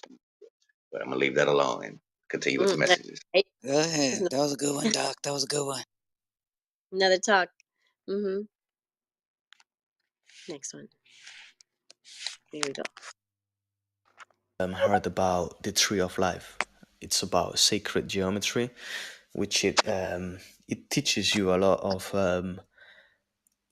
how the things that we have nowadays, like the objects, like technology, foods as well, and everything around us, basically has come everything from Earth, from nature, and from the universe, and how the bigger powers or secret societies, they've been able to keep this knowledge for themselves and show us whatever they wanted to show us, but at the same time to control us as well. Mm-hmm. That speaks to something that I think Trish was talking about this morning, and reminding everyone that oftentimes what we call symbols, they're representations of certain aspects that exist within all of us. He's speaking of the flower, sacred geometry, all of these things. You can find these same patterns, these same constructs all throughout nature, all throughout our Right. bodies. Everything is based off of, some people are modernly calling the Fibonacci ratio or the golden ratio and things like that. So all of these things play a role in the construct of what we call nature, and we are products of that or aspects of that. So Mhm. it's one great big school. All of it, the whole purpose in a lot of this is to return to erudition, to receive the awareness of who and what we are. I spoke earlier about when we learn things, we're not adding things unto ourselves. We're only realizing what we already are, or we're becoming aware of it. So, just in light of that, that should inspire us and motivate us to realize that we're on the right path, that we are the path, and one path does not have to be the same as the other path, yet they're all centered in the same point. When we're talking about the circle of life, there's one point on any circle of life that's an equal distance to every other point on that circle, no matter what that angle, that perspective, that idea is, and that is the center. Because from a centered balanced point, you have equal access to any of the points on the circle, because that is the core root of the circle, and that would be a symbolic representation of source. And in symbolic perspective, you know, you could take the circle and put a dot in the center, and that will give you that image of all things or allness, because you can't add to the all, nor can you take away from the all. You can't add to the all because where will you get it from? You can't take away from the all because where you're going to put it, you're still dealing with all. So that's what wholeness and balance is. So, honest to y'all. Mm. Facts. Okay, or are we Yeah. here? We got another one. I would say that reacting is a form of having an opinion and as well emotion through anything or everything that comes or crosses your path in life. For example, if you watch something on Instagram, like a story that something happened to someone, and then you become offended or angry about it, then that's a type of reacting in certain way. But then as well, it can come into life situations, like if something bad happened to you, if you are reacting to a point where it becomes where you become your own prison, where the same situation makes you become depressed and you don't have no escape. So I would say reacting is a form of slavery for the soul and the mind and the body, because Mm. Maybe I like what reacting he's without. saying. Yeah, go Yeah. ahead. Oh no, I was just saying maybe reacting without a purpose. I don't even know. Like I can't agree wholeheartedly with that, only because like it seems like it's a natural thing to just react. Like Well, it's an innate response to right, reality. right, Um, it doesn't have to be condemned to being a slave mentality. right, Is all it is. right. Because there's empathy. Well, we fail to mention that there is some type of empathy when we speak to that. Mm-hmm. One of the reasons, and you have to really think about, why are you responding? You know, Mm-hmm. you That part. responding to hear What is yourself it that speak, you're Hey, responding because what are you to? purpose? responding to yourself speak? Exactly. You want to be the smartest person in the room, like I hear often. I hear Trip say that a lot. Or are Yeah. you really genuinely trying to help? And even that, you have to pause Mm. and say, you know what, I'm not in this no more. Yeah. I could only pray and hope, the hope creed. I hope things get better. Yeah. But to say Mhm. that it's slave, yeah. I mean, I That. think when we define, and I was trying to say this earlier, Doc continues to say that when we define, we also confine. And I think this is a concrete example of that.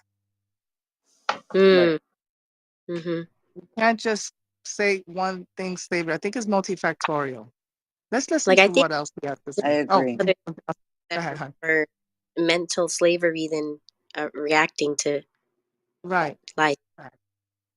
This is Right. why I encouraged us to analyze, the two terms that were Yep. Reacting and implemented in responding. the statement, Responding. reaction, Mm-hmm. Mm-hmm. to what, one could easily be, attributed to you're only Assessment. doing because of what someone else is doing, or you were triggered, or you were Mm-hmm. allowed yourself to be manipulated or you were coerced and things like that. Whereas the other one would be from a position of having a full assessment and staying centered. And now your choices are Right. not based on, you're not moving just because the crowd is moving. You're not moving just because they're Right. moving.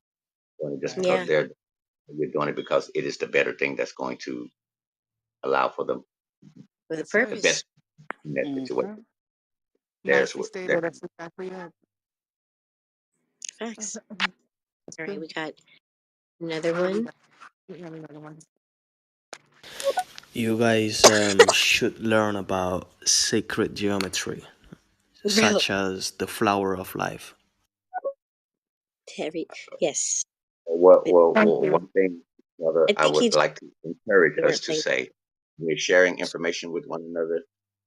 I've noticed that when we kind of tell people what to do, the natural instinct of defense kicks in, which is why I try and practice. Don't I fail so often because I know you have to fail often to succeed once. Yet I try to say I encourage or I when I would encourage versus telling people what to do because Right. it can be perceived easily as Mm-hmm. something to defend against because Let me everyone has play this thing and called free will. and I'm sorry. That's just me being petty. You're absolutely right though. It's more like when you suggest or when you, like you just said, encourage. It's more inviting rather than because like yourself, I'm naturally for no reason at all rebellious. Like into anything told to me or any. I don't know. I've always been like that, even though if it's a good thing. So I get it. I get exactly what you're saying. It's a reaction. That man, I'm never gonna look at that word ever the same ever again. Reaction. I like the sacred geometry thing. Mm-hmm. Yeah, that sacred That. geometry ain't no jive jump. Mm-hmm. But it's, I We think got. that most of the family here is familiar with it, but anyone that is not, y'all definitely look up Fibonacci ratio or the golden ratio or the golden Mhm. rule. Give you a That's lot what of the examples. There you baby. go. That's what the DNA. That's when the plants or some secret had the same DNA structure of us. If you look at it, is Mm-hmm. it the It's same everything. The Like the spiral of. Fibonacci ratio, it goes like Yeah. this. spiral It's like it print? starts with Anything? zero. It starts with zero, and then it goes Right. to the next number of zero and one, right? And when you add zero and one, you get one, right? And then Okay. so you always take the last number and you add it with the previous number, right? So Mm, one and one would be two, and then one and two would be three. Then three and right. two would be five. Five and three Mhm. will be eight.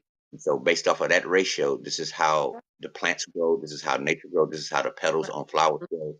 How our bodies, the dimensions of our bodies are made. All of these things can be aligned with the golden rule or the golden ratio. And it's Exactly. been there for ancient, many, many, many, many moons ago. Yeah. Yeah. Facts. Have to agree with it. It'll still be there. It'll be And here. That's he, why I love trees. That's what I was saying about the trees, how they're so I love trees. And you know Oh what else yeah. funny? Call me a Yeah. tree and it Oh, was funny. Now I love trees. and you know, in trees. fact, Do you know the DNA of a tree is like one or two, whatever DNA off from us? You know, or we're off from it. I don't know which one, how you want to look at it. We're either off from it or it's off from us, whatever the case may be.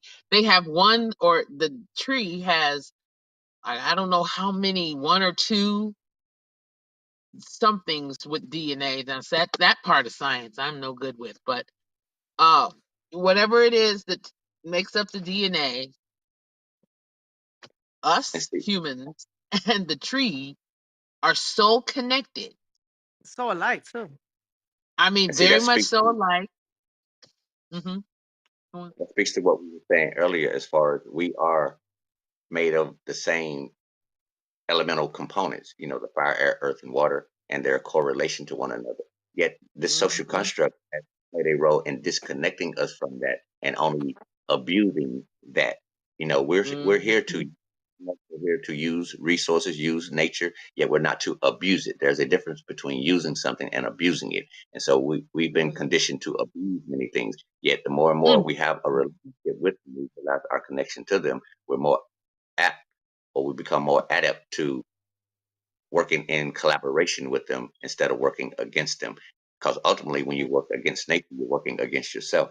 We are nature. We are You, the living of nature, and And we're in a position of custodialship, meaning that we are here to be the custodian. We can't own nature. We can't own land, other than those things, any of those things, but we are to contribute in a way that is conducive toward the betterment or the maintaining of it. So we're here to be the maintenance or the custodians of it.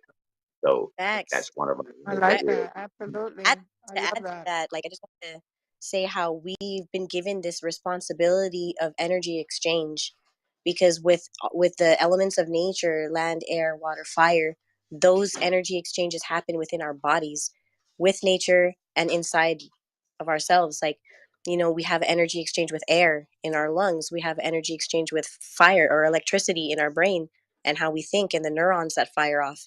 We have energy exchange with water. We're made up of like 80% of water, Water. and the memory it come from our waters, and then land, like we are in the flesh. We are made of nature. What do they say that they made man from clay? It's nature. You know what I mean? So we are nature in its fullest effect, and And we're the ones who that's what law consciously. is. Yeah, that's what law is. Land, air, and water. Hmm. yeah, without Hmm. the tree, we would not be able to breathe. Absolutely. Facts. Oh, I love It's trees. all what's called a symbiotic relationship. We have a symbiotic relationship to all things, and even the trees could not function and grow properly if it was not for the earthworms. Because they create the aeration, create the fertilizer. All of these things are masterfully connected and purposeful and useful. But because we are functioning from an artificial construct perspective, a lot of the things are Hmm. imbalanced. So it's all about returning not only balance to our unique selves, but as we Hmm. return balance there, we ultimately bring balance back to the maximum for all of nature. And so that's the process You that Absolutely. ever we're heard on. that phrase, you either use it or Hmm. lose it? Hmm. Yeah. Yes. You know, Yep. use it or lose it. Definitely, if we don't learn from nature, it's gonna slip away. Not in physical reality, but just mentally. You won't even be able, you know what I mean? Like that's how I feel like I've come so close to that point. Now I Hmm. can actually turn around and see nature all around me and realize that, like, how much you can learn just from trees. Like you mentioned trees. There was a Yeah. study in the University of Arizona, yeah, University of Arizona. They have two biodomes over there, and they studied trees, and they noticed that the tree would grow up very strong from the ground up, and then it would fall over and die. And they realized Oh, why, because there was no wind inside of the biodome, which means there was no like adversary. There was nothing to No go trap. against it. There was no No strength, challenge. right? And it just Yeah. fell over and died. It had no strength once it stood up wow. tall. That's what I See, said. that's And that, that's if There's we love don't have in trials and struggle, tribulations. hmm There's love there. There's beauty in trials and tribulations and challenge, because without the challenge, you don't get to grow to your fullest potential. And trees, Hmm. that's why autumn, the fall, when the leaves fall, it's teaching us to let go, because it's gonna come back Absolutely. again full. And so that's why I love this topic. This is why I say that we are learning. We are literally learning from the trees. If that makes any sense. Hmm.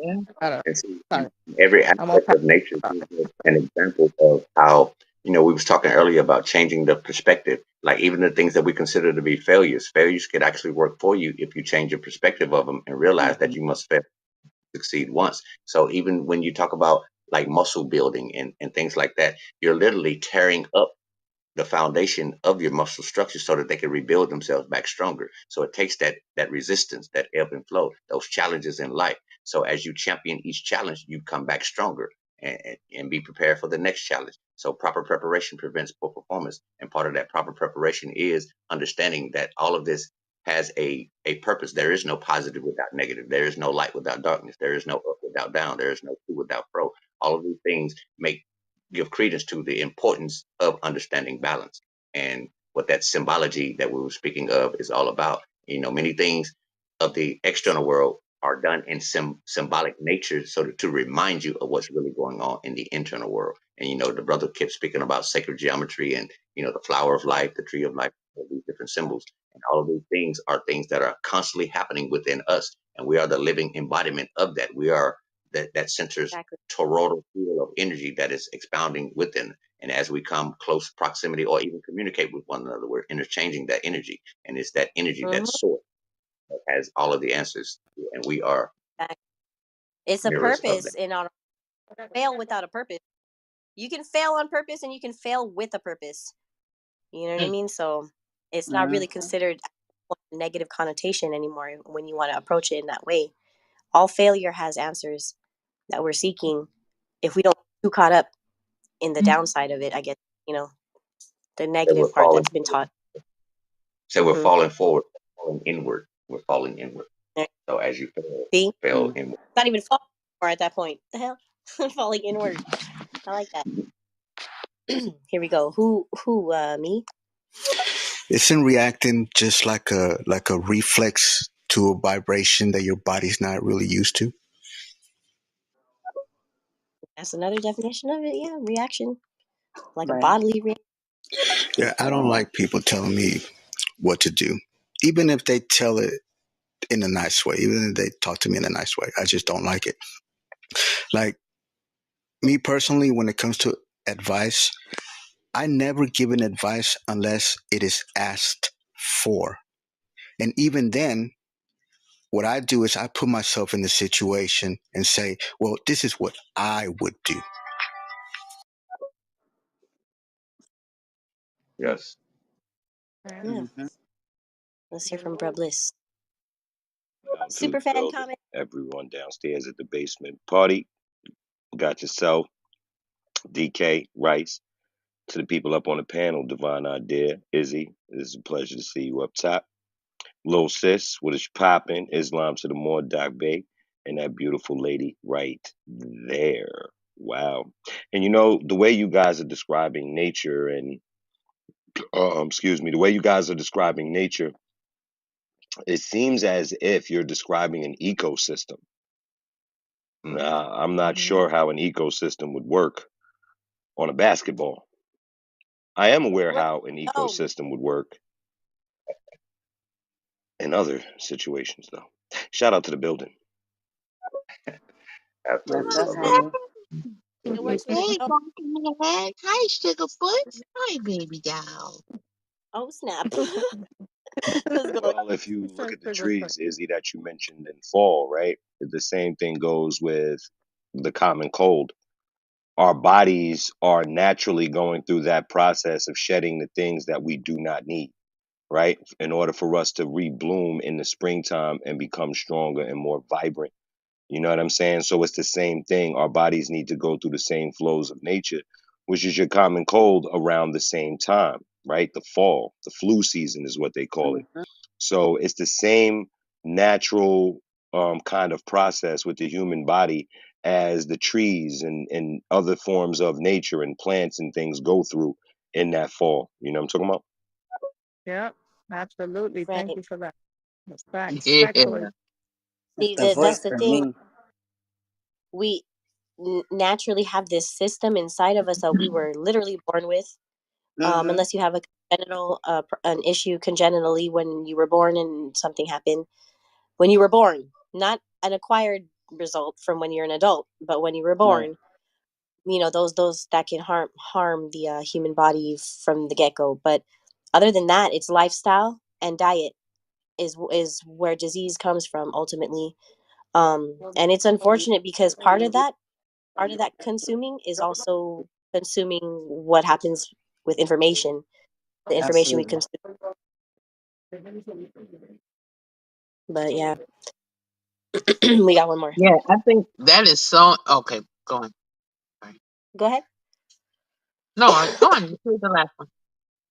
No, no, I was gonna play the comment. Oh, yeah, that's what I said. Go ahead and play it, and then I'll say it. Oh, okay. I won't put. Here we go. Yeah, sorry guys, sorry. It's just that most of the audios were from other things that Audio. it was said before, so you replayed it quite late, out of Oh, topic, sorry. let's say it.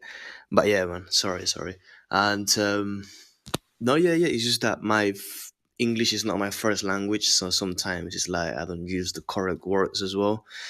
And sometimes talking in public, then I don't use the correct words. I get a bit more nervous, you know. But it's not nothing as like telling you what to do or anything like this, you know. Oh, But thank you. talking about the topic of like being mentally slavery, like being reactive into things on life, it was more on the sense of you. I don't know if you guys learned about Zen, like Zen meditation and the Zen life, which is everything that comes to you should. Absolutely, brother. I want to say that we definitely appreciate you in this space. We We appreciate your do. contribution. We do. That's not so Absolutely. Absolutely. And don't feel bad because English is my first language, and sometimes I don't use the words that I'm supposed to be using. I So mean, he it's said okay. It's all right, honey. It's okay. We welcome you. Thank you. exactly. He made sense You what know he what? was saying. Huh? What? Hmm? Too right? Oh no, I said he made sense to me in what he was saying. Yeah, Like he sure there was Yeah, I did. think he made perfect sense. Perfect. I think what made him say what he just said was when Dr. Bay was like, "Nah, you know you're coming up in here, boy."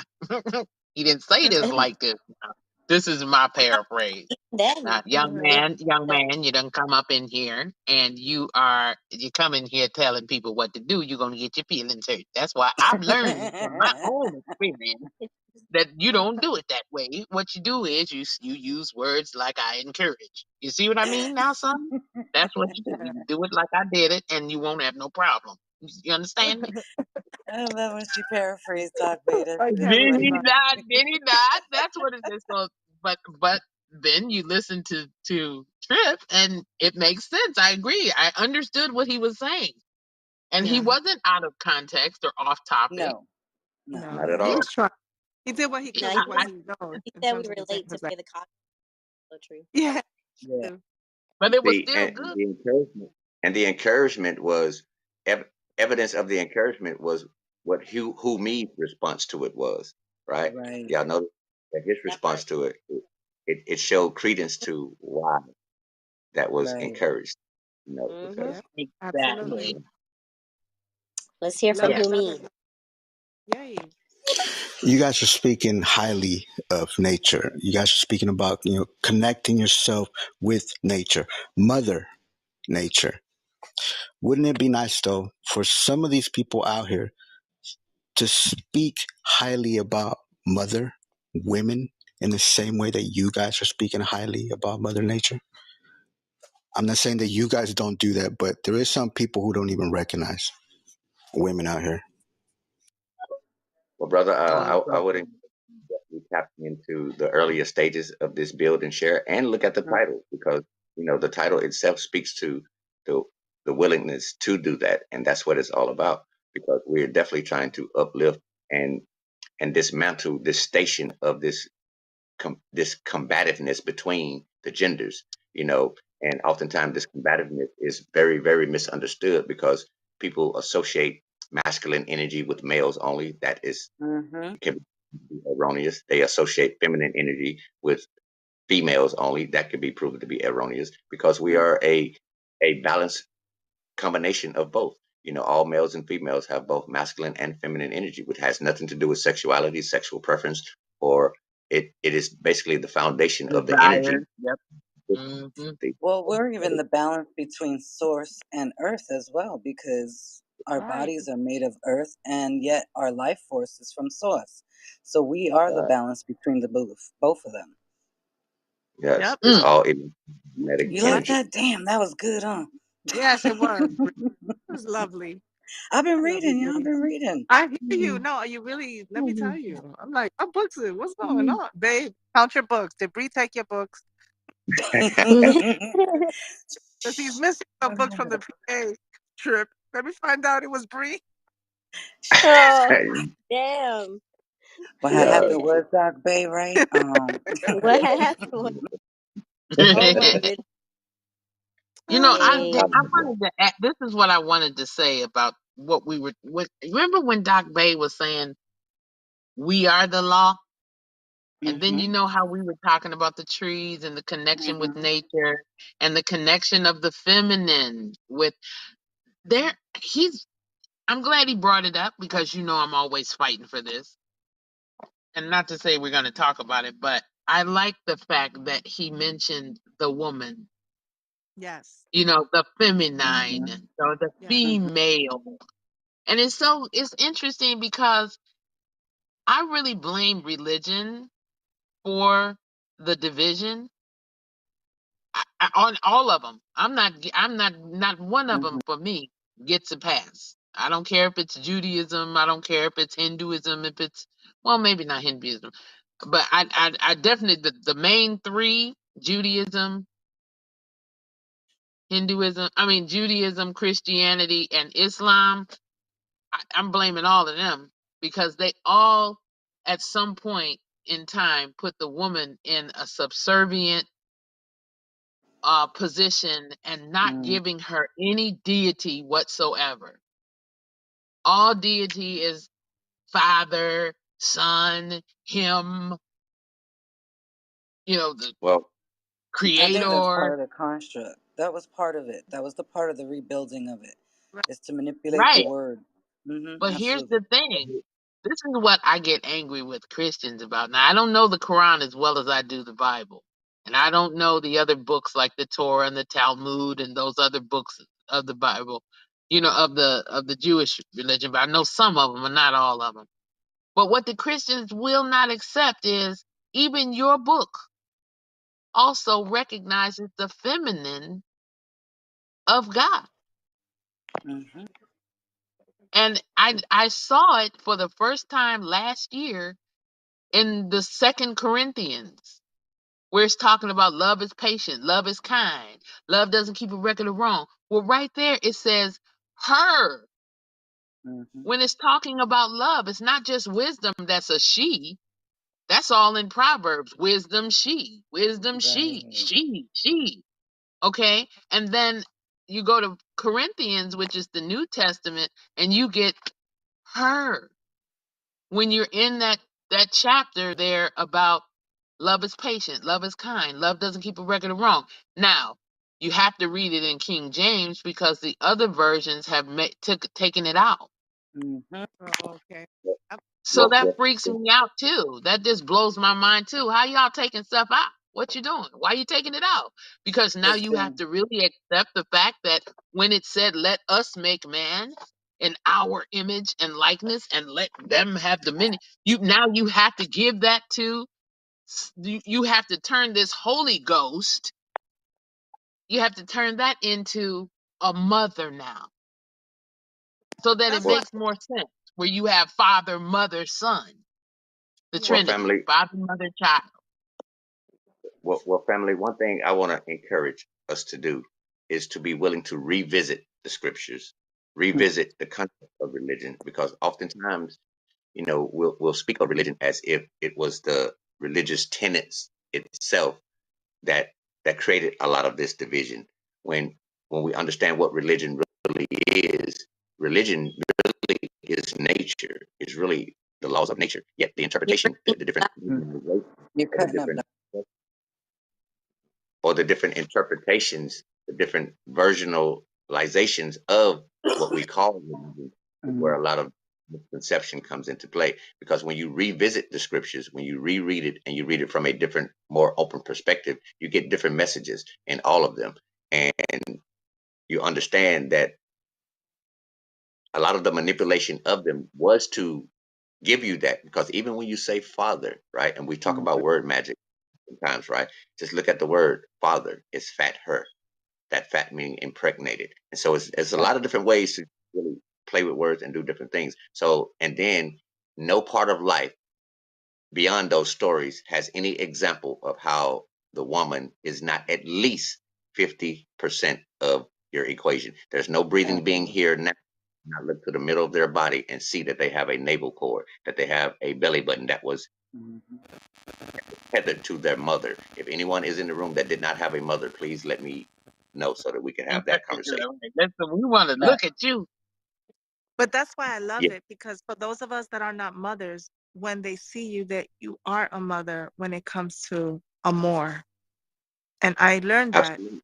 here, and I was just, anybody who knows me, I was ecstatic. I was like, that's a beautiful way of describing the process of becoming a more when we're mooring, and the position a woman plays, the mora, you know. So yeah, I don't want to interrupt you, honey. I got all inspired and shit. Sorry. Because the thing is that it's bigger aspects alone. Like when people think of the physical only, as far as mothering and or the male aspect, it's beyond the physical because it's into the areas of the things that we were talking about as far as principles or energies or frequencies. When you talk about feminine energy or feminine, right? It's spelled feminine because that nine, that 0 to 9, it's kind of symbolic of being the beginning and the ending. And then you talk about the masculine. So you're talking about a born in sin. If you put the e back on it, you're talking about born in sign. So you're talking about the sine wave of life. You're talking about the line and then the wave. The feminine energy representing the wave or the curve, the ebbs and flows of energy, and the line representing the, the, the straight from point to point. So together they represent the ebbs and flows of life. One cannot Adiolo. exist without the other. And so you need both masculine and feminine energy, to even exist or express yourself as a living entity. So these things exist all throughout nature. And so we just have to Absolutely. return to this conversation. And that will be a process of restoring woman to her station, at least 50. So Mm-hmm. I agree. Yeah, that was. I do too. That's so important. I'm so grateful that, like I said, I like that we are looking at it at least, and I think where we are metaphysically in the universe, we're elevating to that point. We're getting to we are actually vibrating on a high frequency, and if you notice, you are starting to see people just blip out of here that will not Mm-hmm. rise. They're just like dying. I mean, I don't even believe in death, but what I mean by that is I know you leave here, but you're not gonna die. I promise you that. People say, well, Mm-hmm. how can you say that?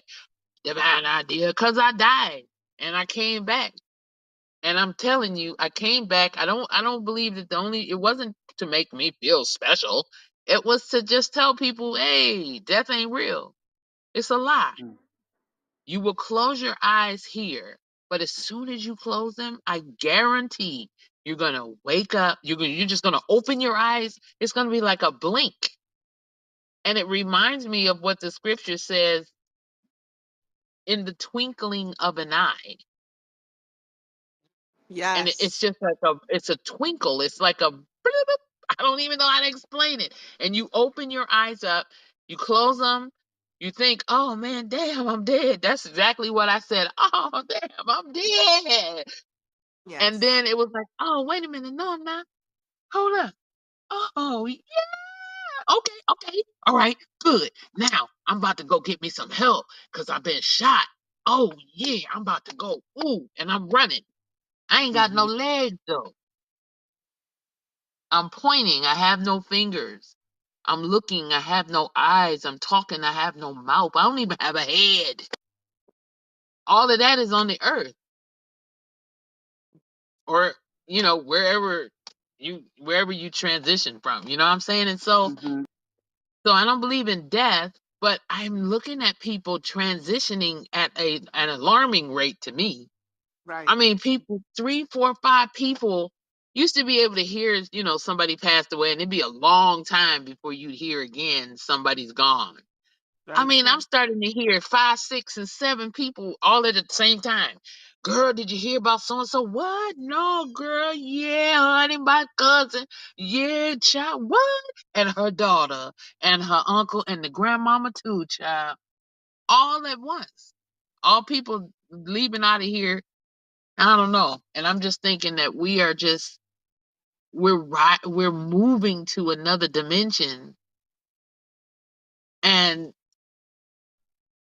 yeah, I don't know. We're just moving. We're we're vibrating to another. We're rising to another frequency, and I You don't know, think everybody is gonna rise. So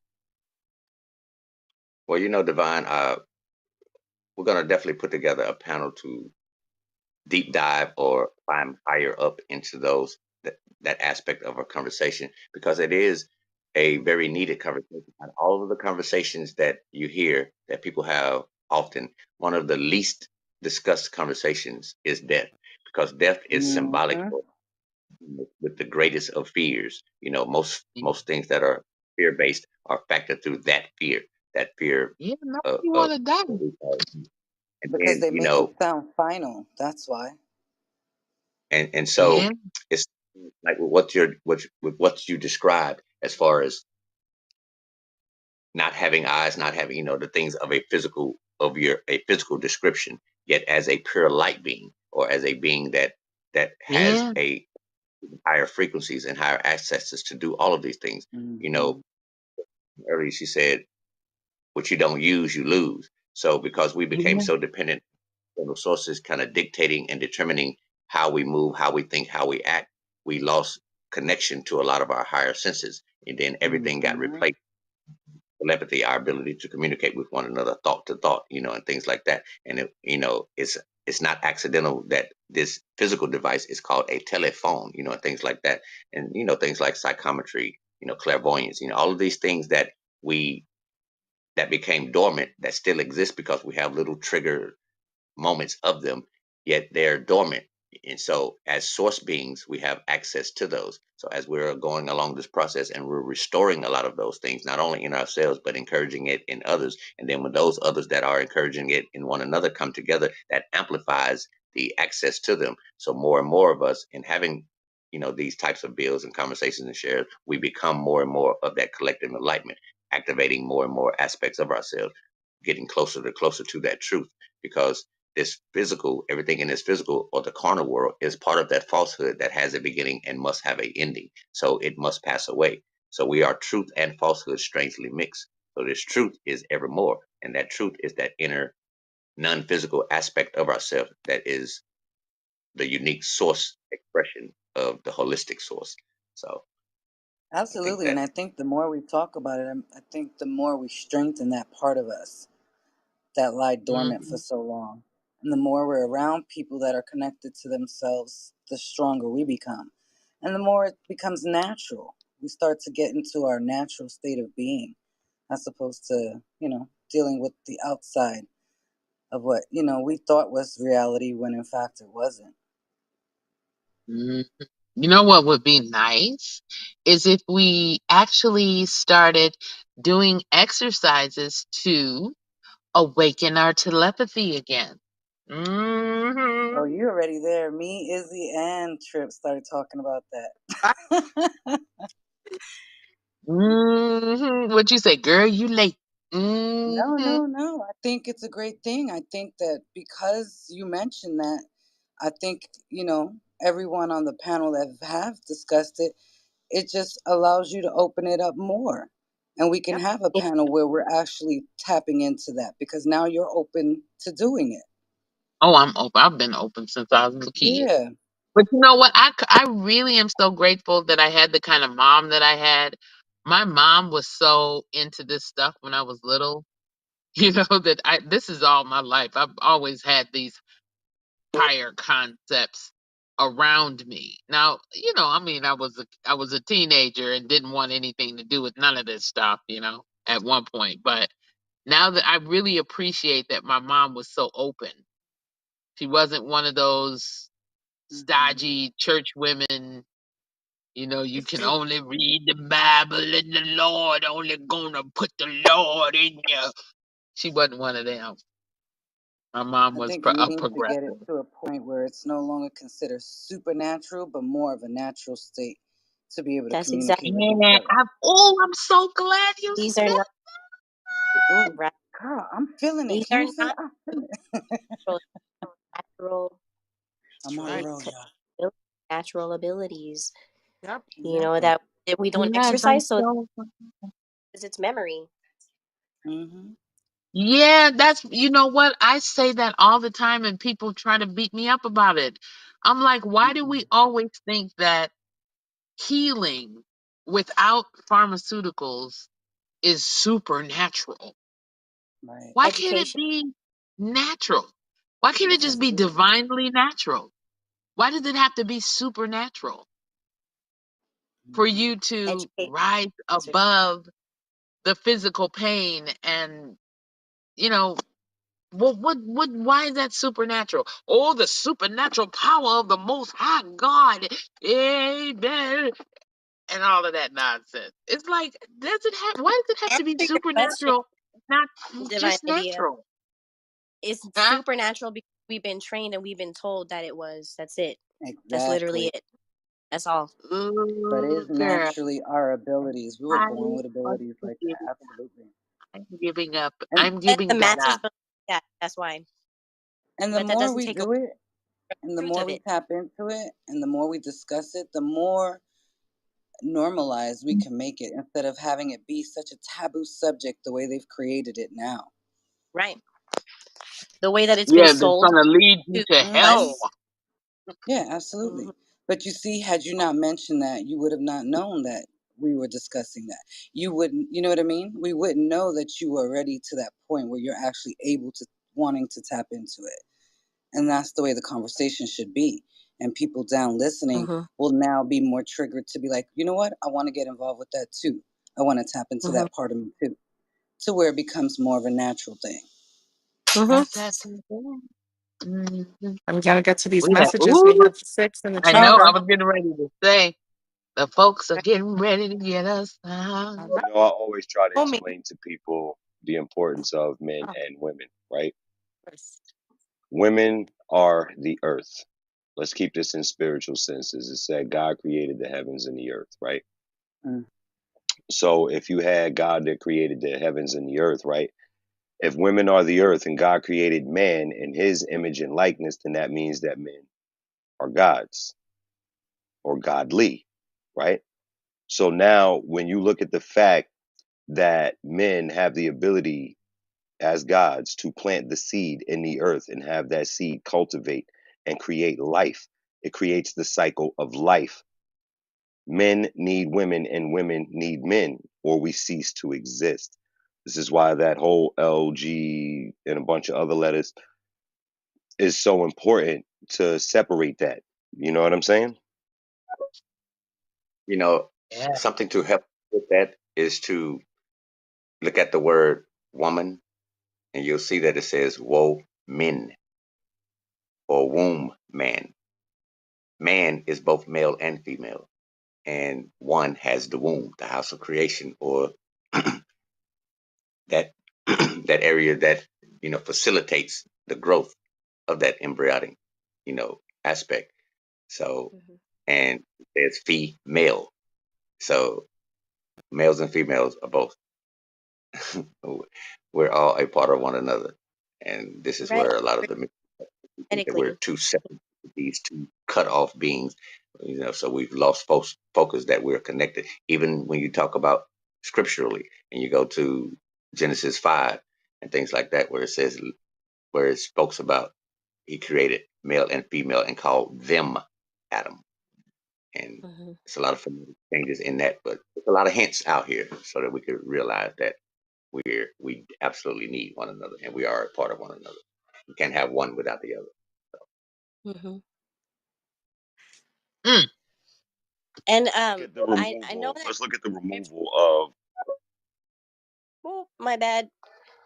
I know. I just wanted to add to that that in scripture, doesn't it? What is the plural of God? They call it Elohim. Yes. Is Didn't they say we were that in the creation part? And I'm paraphrasing, obviously, because I haven't done my studies, but that we were created by Elohim, so that means that there was Yes. more than one. Yes. Okay, Yes. just. Elohim is actually Hebrew, and it's Hmm. more or less like a council. It's not Mm, really like a one individual, even though it's a one thing, but it's a council. So hmm.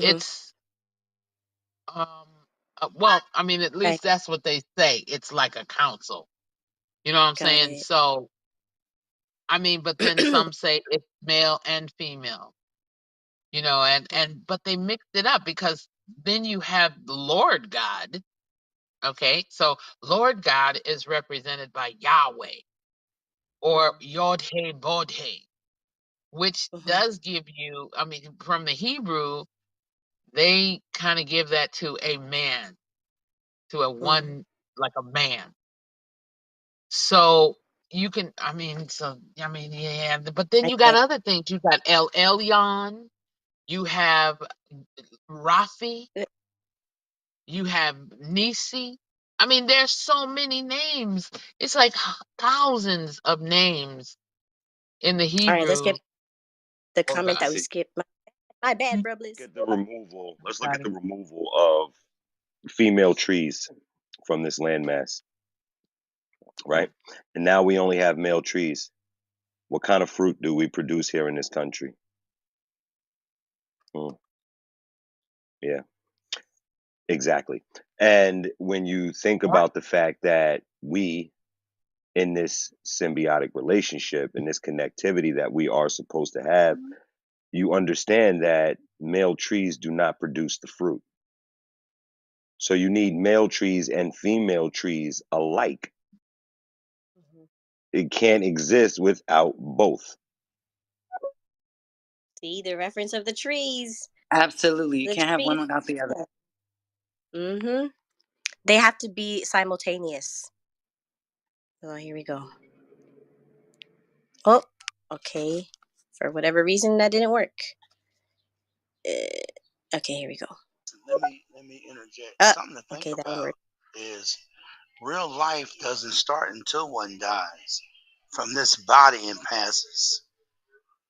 Depending on how where you end up in eternity, real life doesn't start until you hit eternity.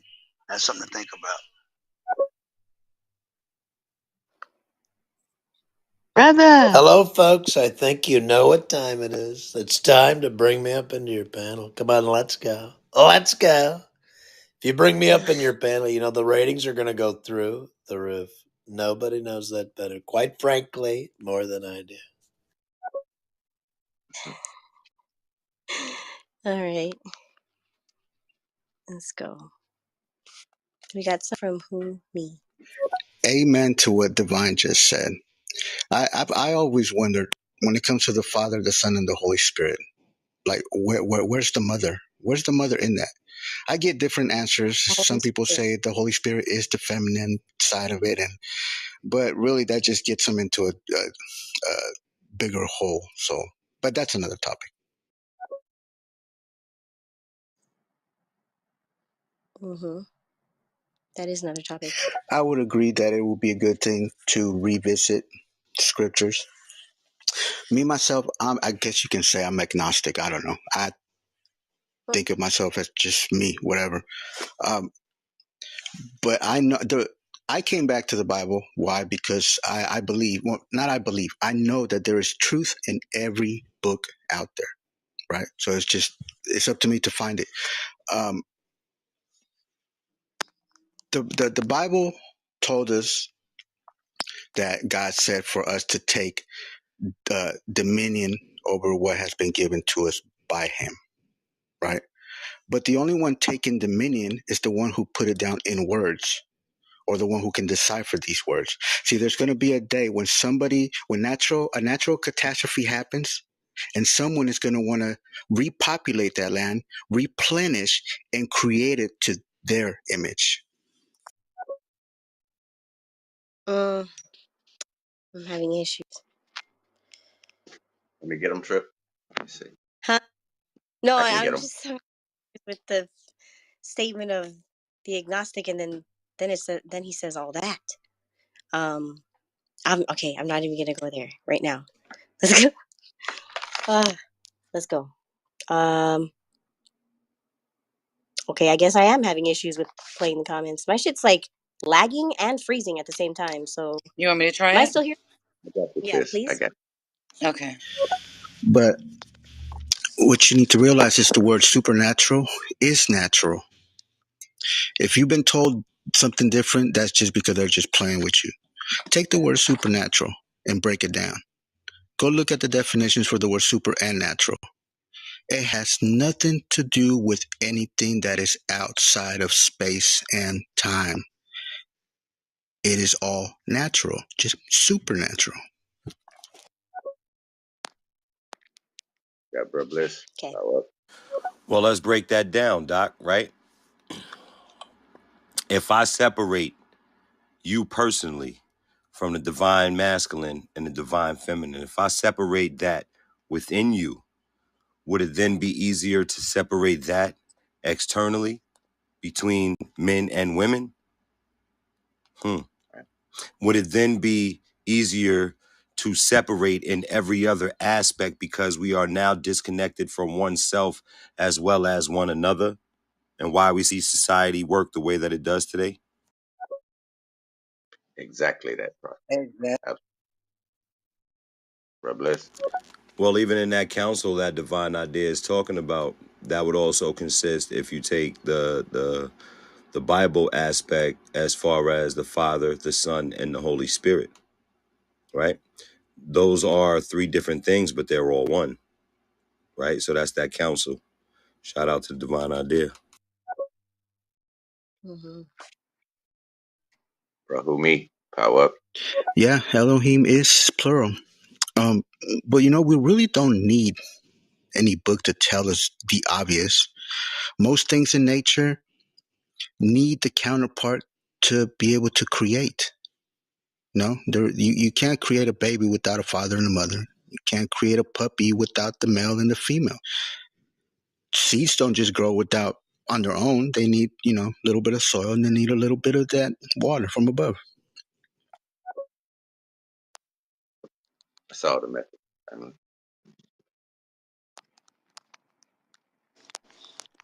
And I want to bring the conversation full circle back to the initial question: what is more? That's where we started. So everyone that wasn't here in the beginning, I definitely want to encourage y'all Oh, to be willing to tap back into that, and I had we'll continue a to question about that build. But ask yeah, earlier when we were actually about um the about more like with nationality with versus ethnicity. I think Bree asked this question earlier. I'm not sure, but I wasn't able to listen and really tap in.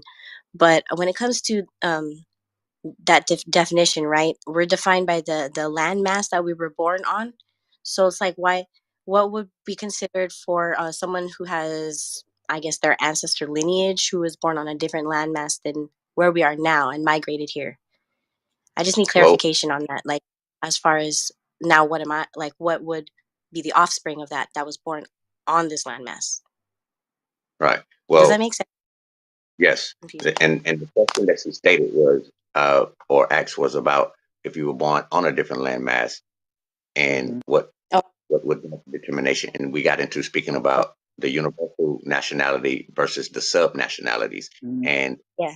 the example of if you was Nigerian, then you're a Nigerian more, or you're a Filipino more, or things like that, or wherever that may be, because ultimately more has to do with the being, the fact that Right. everyone that has a board at the center of their body, and they went through the 7 stages of development into life, was mooring in their mother's womb, and I see.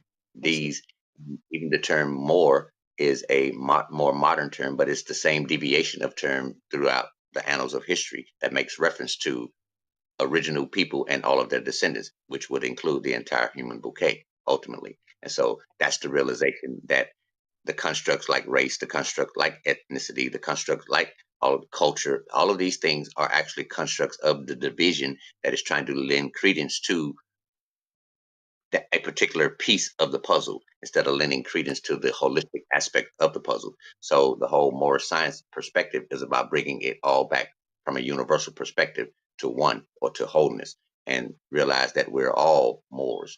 Yet whether you We accept it or not, it's not something that you choose. It's not something you have to agree to be a part of.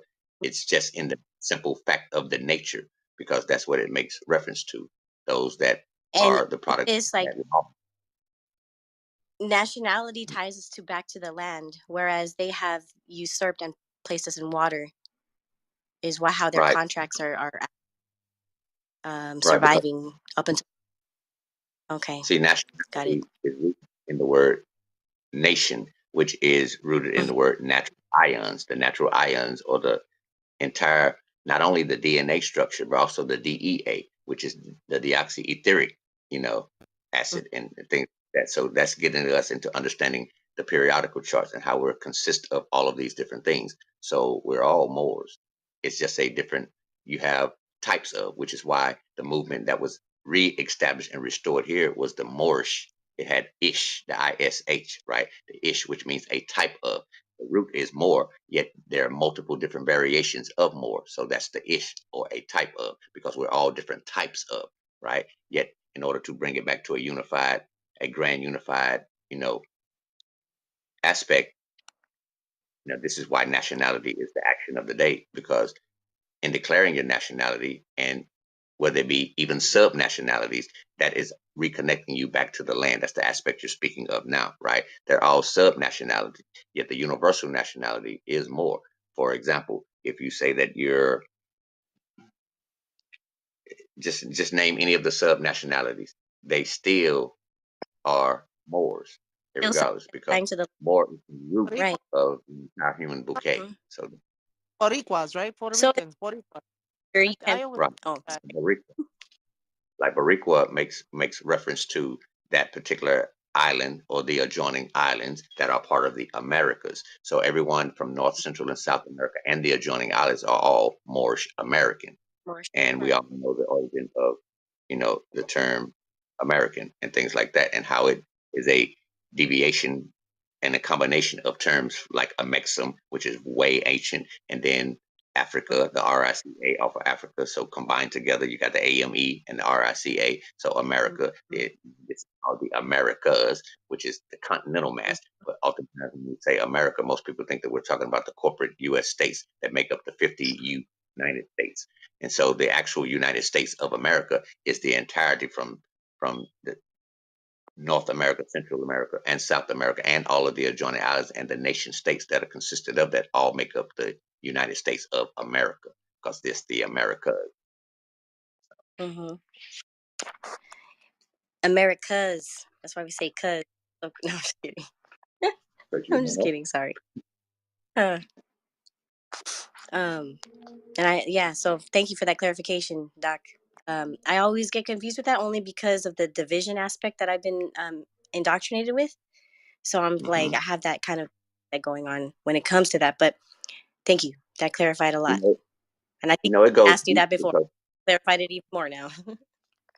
And it goes deep because they break us down. That we understand the racial connotations, right? Which, you implement the word race, which implements the mindset of competition or division or anti or versus. And then you got the Mhm. ethnicity, then you got phenotypes, and then you got haplogroups. You got all of these different things that people are clinging to in order to give credence to their particular identity so that they can pedestalize it over another. And so, yet ultimately, all of that is playing a role in establishing tribalism. Tribalism appears to be a great thing. It has a place, yet ultimately, all of those are aspects that speak to the division or getting away from the wholeness of things. And so, the process of uplifting all of humanity is to travel inward back through all of those different divisions, reconnecting them so that they are not anti or versus one another.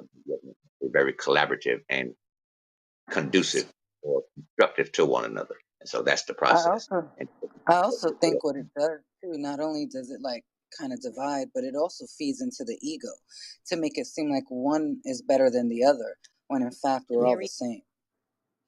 yes, which and the ego is the false aspect of yourself. It is a part of self. Exactly. Truth and Hmm. falsehood is the thing that maintains the physical aspects. It keys in on the physical attributes and things like that. Hmm. And that's what it's about. So it's pulling you outward into the external world, whereas the love is what pulls you into the internal aspect of the world. So Absolutely. This Yeah, was and that's why I amazing. I hate love this panel. This it. panel They was put absolutely amazing and enlightening. that. Absolutely.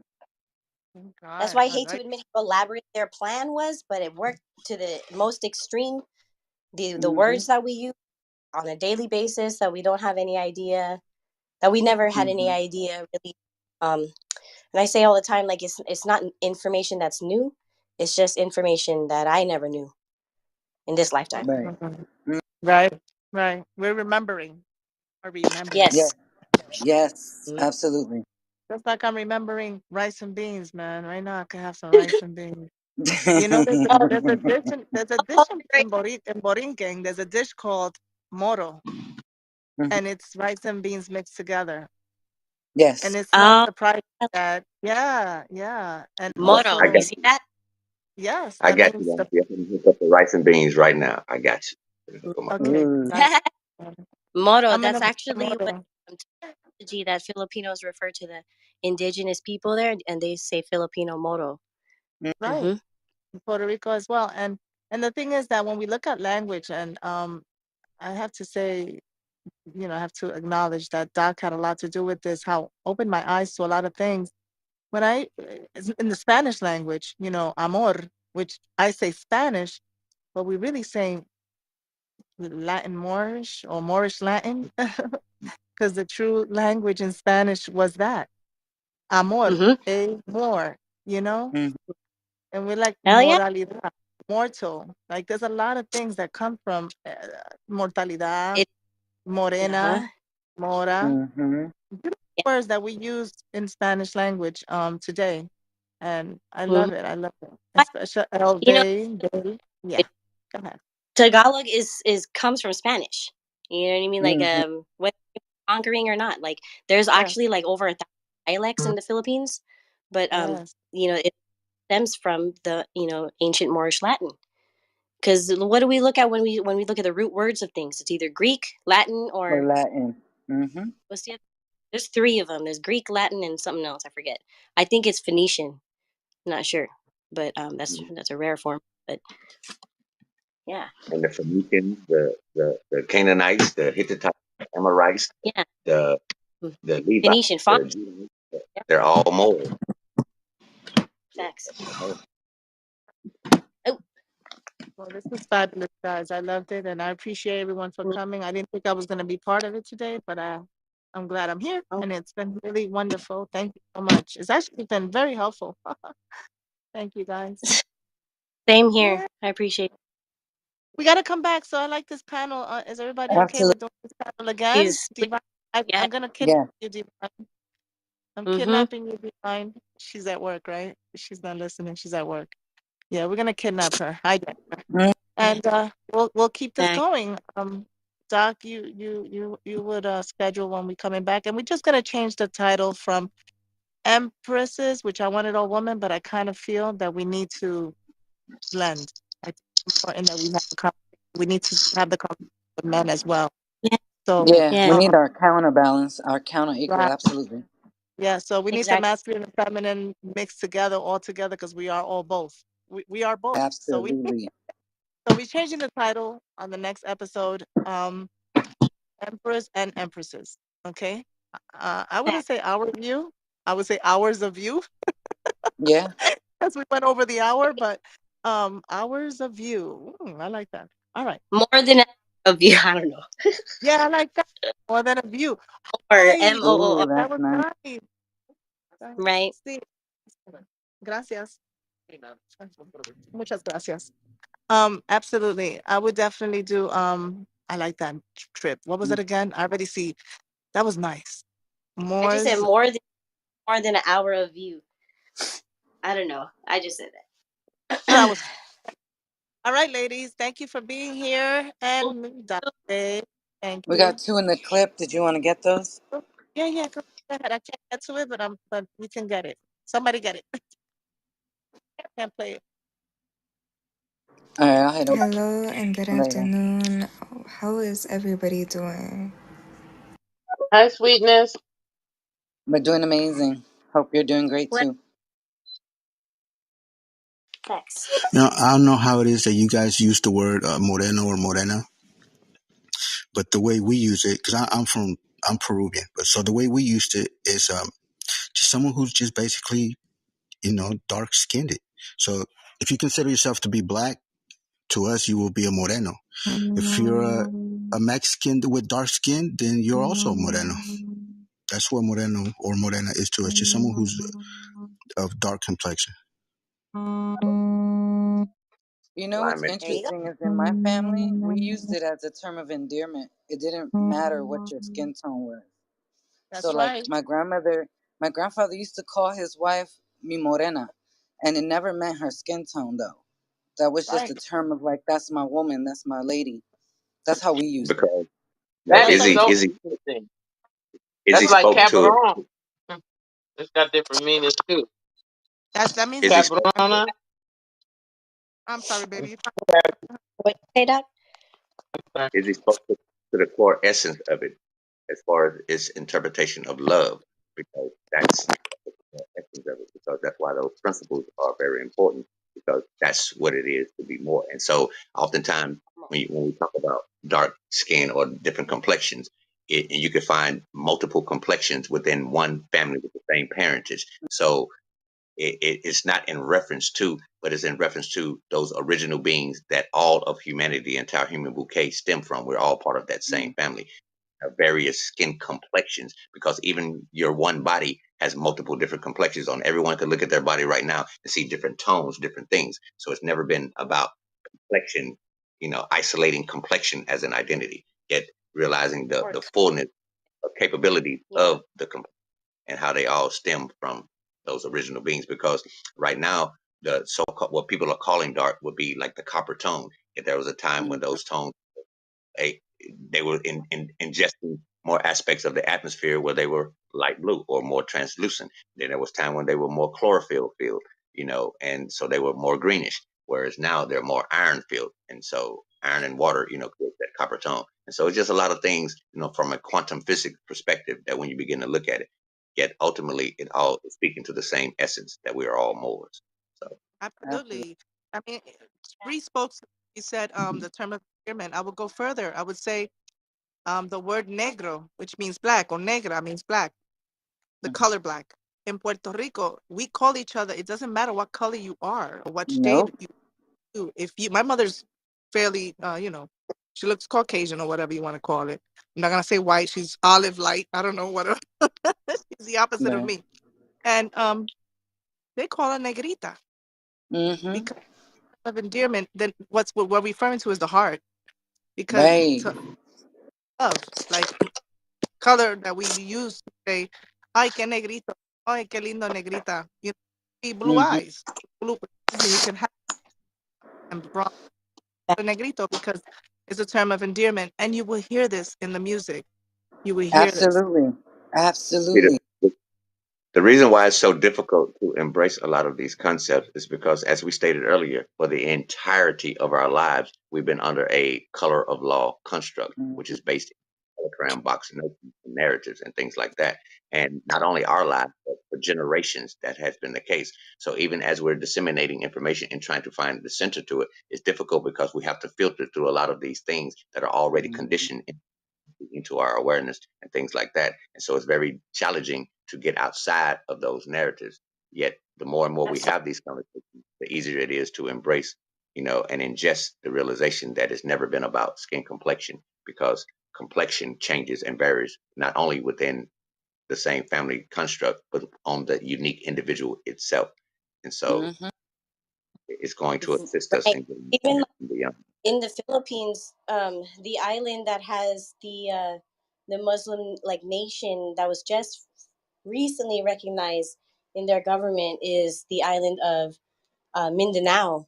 And when you ask the people who are there today, I mean, in Manila, in the main area, they're gonna tell you that that's like a terrorist kind of place. Like, don't go there. They have all of these bad things to say when you just know because they just have no research, or they have just been sold to the construct that they're in, so much so to the point. And this is the where my family, like my mom and her siblings, my aunties and uncles, they're all in this generation where they were sold on this construct that it's even to the point where being dark is frowned upon. They don't like it in the Philippines, like for like the commercial aspect. They said if you're too dark, no one will marry you. They'll say Mm-hmm. shit like this. They're so much about trying to be like how what we're talking about, takeover, the usurping of it all. And they make And up see, words all the time. So many dialects over there. Go figure. Like, look, I wonder what the word magic is over there. Like, they have so many dialects. it's a very masterful plan when you Mhm. create drugs that demonize darker skin, right? And so when those of a dark skin hear that, they create a defense mechanism. So they end up projecting that or doing the same. So in that way, you're serving a role in actually blowing what we would call your blissfulness or your blessing and things like that. Because you've bought into the narrative and you're doing so from a righteous perspective. You feel like it's been demonized, so I'm gonna do the opposite. I'm gonna exemplify it, and then I'm gonna demonize anything other than that. So unbeknownst to the mastery of the plan, everybody ends up getting caught up in the construct when you follow the narratives that have an agenda to them. And that's what's happening. That's what's Facts. happening everywhere. That's what's happening within people in this room right now. That's what's happening all throughout society. That's what's happening. We are all subject to that narrative because it has been so Mhm. profound. Fed to us in movies, it's been fed to us in music, it's been fed to us in every aspect of the society in order to keep people in a disarray state so that while the people are in a state of disarray, those that are enacting this plan can continue their process of problem reaction solution, and it works.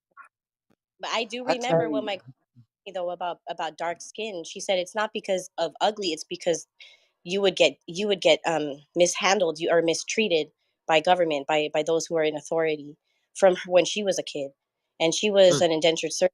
So, um, she used this, later on in life for her kids. She gave them the whitening soap for the skin to make them lighter. For my dad and his siblings and stuff, to make them lighter because they were all dark. It didn't work, but I mean that was the concept in the mind that she was trying to place on them. Because if you didn't, then you would be treated the way she was treated when she was a child, which was on a different construct. She didn't tell them it was had to do anything with nationality, just the color of your skin. Like if you're dark, you're ugly. That's all that she taught them. And That's funny because most people oh, here are very familiar with those types of constructs being implemented throughout society, throughout their entire lives. And they Mhm. develop a lot of mindsets to try and combat that or to change that, which creates another narrative. And then it all plays into the same thing that was part of the plan. If we study Unum Sanctum, we'll realize how all of these little intricate little methodologies and techniques all play a role in disconnecting the masses of the people of every hue from their source being within. So mm, apologies, mm, Divine. Go. mm. No, I was just gonna add in another group of individuals that believe in the lighter is better, the whiter you are, the purer you are, and that would be the Japanese, which is where the geisha girl comes from. Why their faces are painted white and they have the little red lips is because they are showing, the yellowing. One of the things that Japanese people do is they get really dark when they're in the sun. So they don't like that. So that's where the And see, geisha girl comes from. The pure white, beautiful girl that can make you happy. one thing that's very difficult throughout every aspect of society to embrace is that most cultures, most demographics came from those so-called darker aspects. They'll even tell you that with the concept of evolution, but they teach it to you in a false narrative to make you think that you've grown to something better. And so that's a misconceptualization of understanding what evolution is and what it means. So all of these narratives have been filtered throughout every country, every land mass, all for the purpose of disconnecting people from the land. Because when you get to the indigenous, aboriginal aspects of things, you realize that they're all rooted in what we call darker. Yet here's a twist to that, even that, because a lot of this, what we call darkness, is due to how the sun interacts with melanite cells, right? So it is the light of the world that actually contributes to this. So you're actually light skinned. So that's a whole nother twist in Oh, the but matrix of sorry. Back. Love it. I appreciate y'all I so love much. that. Me I have to go too. to work, but I love y'all. No, And skip it today. You just don't go. my final words would have to be smoke bomb. it. Oh, dang, man, she had to go. I love Trip. I love them. I think this is so needed, and I hope that there's someone out there that's listening that's getting something from it. More than just sitting here talking. Big deal. Yeah, we can talk. We can use the language. But that's not what it's for me. I'll just speak for myself. For me, it's not just about that. For me, I want somebody to get something from this. Are you getting anything out of what's being presented to you in the manner in which it's being presented to you? Are you getting anything out of it? So that's important. Are you getting anything? Absolutely. And Is family, there a translation for the word moreno? I don't know if there is. If there is, what is it? Because moreno doesn't mean anything derogatory. I mean, whoever said that's kind of like you can use it as a word of endearment. Yeah, that is also true. yes, the word more and all of its derivatives, you could trace it throughout the annals of history, and it's spelled different ways. It's spelled Muur, it's spelled Maur, it's spelled Maure, it's spelled Moore. It's been spelled multiple different ways, but it's making reference to the entire human buffet that stemmed from those original people, and that would be the human bouquet that we see today. So it's all connected. And family, we are getting to the end of the build of the share. So, and I like for my lifey to have the final words. But y'all definitely, I'm on my way out. I appreciate y'all. Appreciate this space. Definitely want to Yes, thank remind. you so much for having me. I Amen. appreciate everyone being here. Doc, I love you. Thank you, my love, for being here. And Trip, I love you. Bree, I love you. Miss Divine, I love you. I love I all of love you guys you. so much for having this conversation. Now, I invite you back to all the channels for the emperors and empresses. And um, I want to encourage everyone, like, just truly, truly pass on great vibes to everyone when you see them in rooms. Really, let's continue to operate with those principles that we keep talking about. I don't mind sharing them all the time. Let's continue with our love, truth, peace, freedom, and definitely seek justice if one of those are compromised. I'll continue to say that to the day I die. I think we need to continue these conversations, and I do agree that we need to power up, and we have to continue believing and knowing and understanding that we are the power, right? People Yes. are the power. So power is the people. Let's go and let's grow. Love y'all. And yeah, that's it. I'm done. Thank you. Let grow. Legro. Doc, Bree, anything? No, you guys said everything. I definitely enjoy this. I look forward to the next one. And yeah, this has been amazing. I love this panel. All I right. love you. I love everyone. I love all that are Mhm. here. And look for, I'm in love with humanity. So, hmm and you're part of that. So, I'm yeah, peace and I and look blessings. forward to other stuff. So yeah, keep me informed. Let me know. Keep me in the loop. And I love you guys. Shmooah. Love you. Um,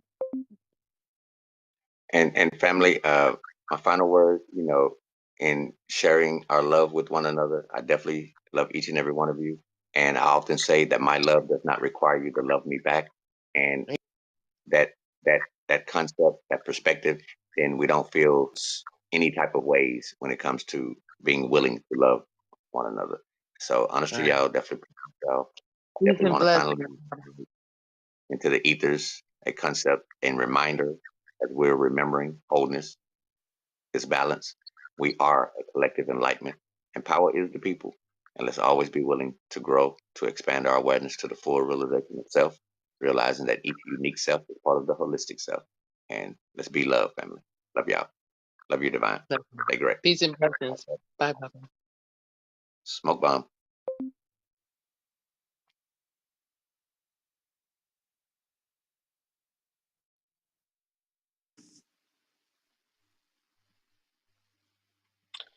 See if I can link.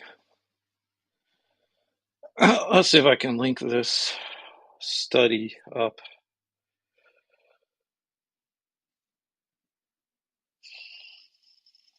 Let me see here. Link.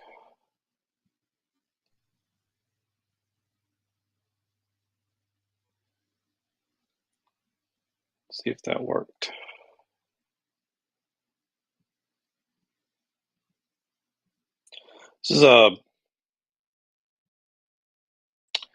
This is a study that was done. It's 54 pages. You probably, obviously, nobody's going to read the whole thing, but if you go down to one of the last pages, let's see. Well, let me just explain first of all what this study is. If you click on the link. So often we hear that, white people are the beneficiary of generational wealth, and that black people have been, set back because so-called white people, got a head start in this country, which, that's generally true, obviously. Um, so-called white people, I guess, did get a so-called head start. But the question is whether, if we trace back, for example, if we were to trace back, uh, just back to slavery, for example, at the inchoate stages of our country, we were to trace back the wealth of people that are descendants of these very wealthy slave owners, right? That got rich off of off of the slave trade. That got rich off of all of the economy that was due to slavery.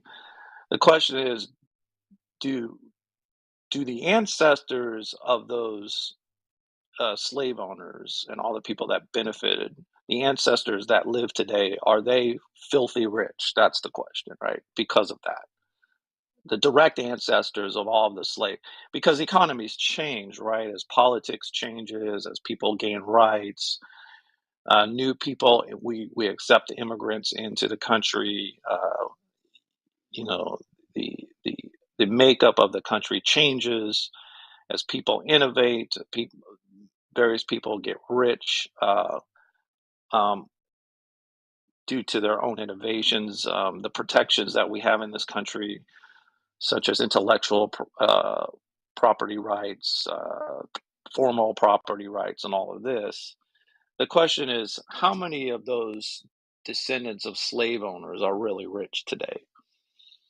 Are the people, the white people that are very wealthy? I mean, we have wealthy people of all races and ethnicities in this country, but if we were just to isolate the white people, the very wealthiest white people, are they wealthy because of slavery? And this was a study done, and the idea here is that wealthy people, not only wealthy people, but people that maybe get immediate wealth that weren't wealthy. In other words, that we heard about reparations earlier today in Nora's talk. And the question is that let's say we were to give out reparations, would that really bridge the gap, right? How do we have any example in which people just got a wealth shock?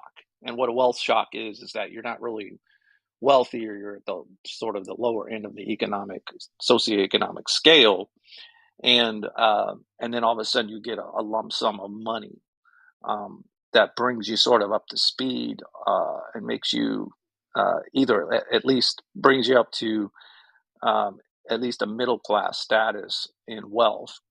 And the question is, does generational wealth, is it really a myth? And in this study, this was a study that actually could examine this, because there was, in 1832, there was this land lottery.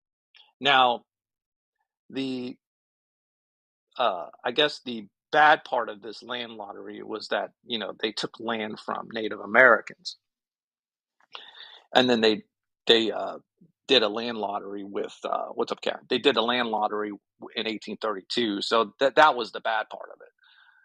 But and it was only white people that got this land, that were eligible to enter into this land lottery, right? So you entered your name into this land lottery in 1832, right?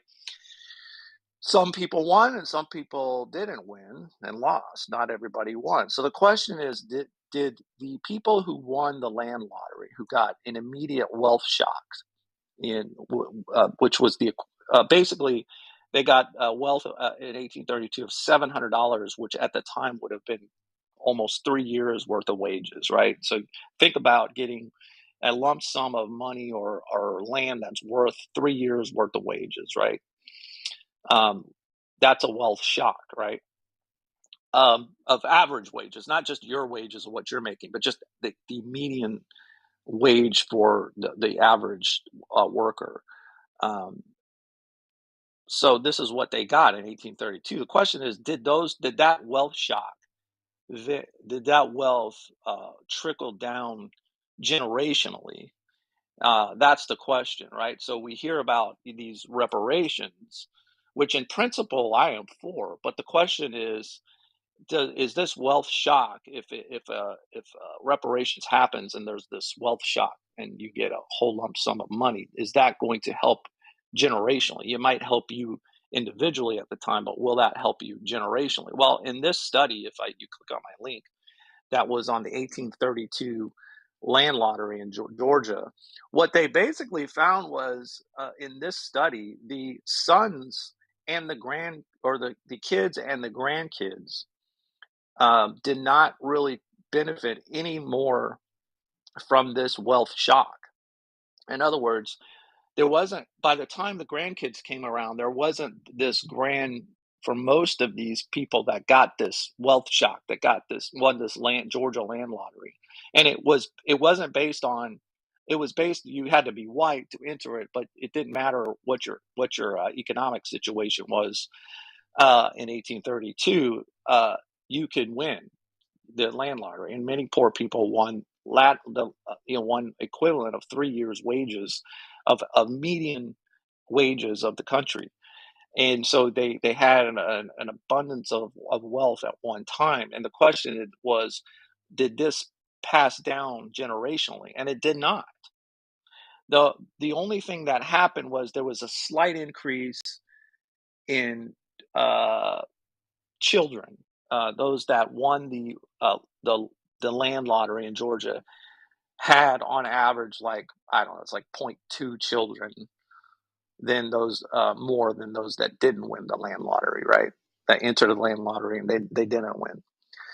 And so, and then they looked at the children and grandchildren of these individuals in 1832 that won the land lottery. So they looked at 1850, 18 years later, and then they looked at 1870, 20 years later. So they're looking at the kids and grandkids of these people that won this land lottery, and at least the financial outcomes were for those kids and grandkids, especially the grandkids, were not any different than those who lost the lottery, who didn't win the lottery.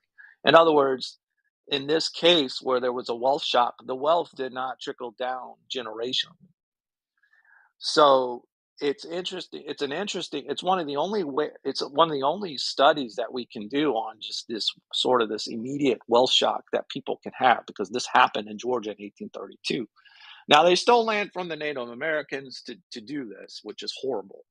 But at least for educational purposes and understanding generational wealth, the question is, we often hear, oh, white people are, they have white privilege, they've benefited from this white system.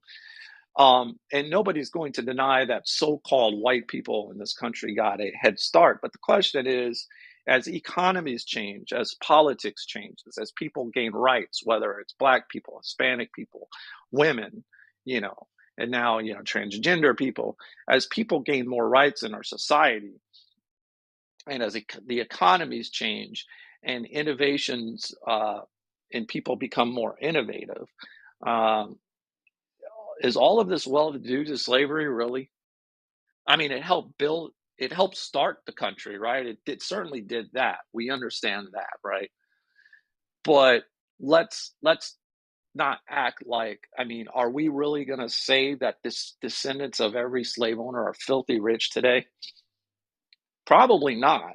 They're probably just working, middle wage, they're probably just living a middle class lifestyle, or maybe a lower middle class lifestyle. Who knows? So I mean, because economies change, and you have to adapt to these economies, right? So the question is, does generational wealth, is it really a thing? Now, if you're worth billions of dollars, sure, but that's anomaly, right? I'm just talking about a situation in which you come into, uh, you know, a lump sum of money, or you inherit some money from your parents or your grandparents. Does that really trickle down generationally? And according to this study of the 1832 Georgia land lottery, it does not. It does not trickle down generationally. In fact, the outcomes for the grandkids of these lucky lottery winners, land lottery winners in Georgia, had no different financial outcomes than those, on average, than those who entered the lottery and did not win the lottery, and just had to go on with whatever they had. So it didn't trickle down generationally. And this is a 54-page paper. You can link it.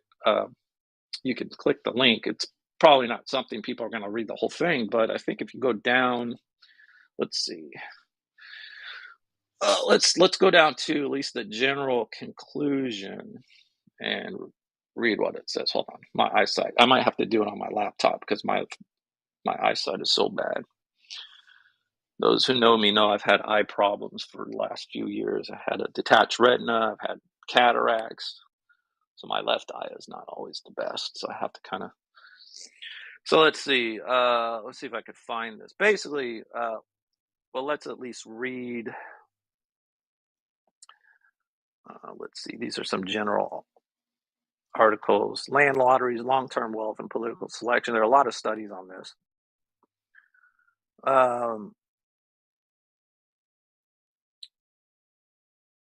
This was a study, I think, similar.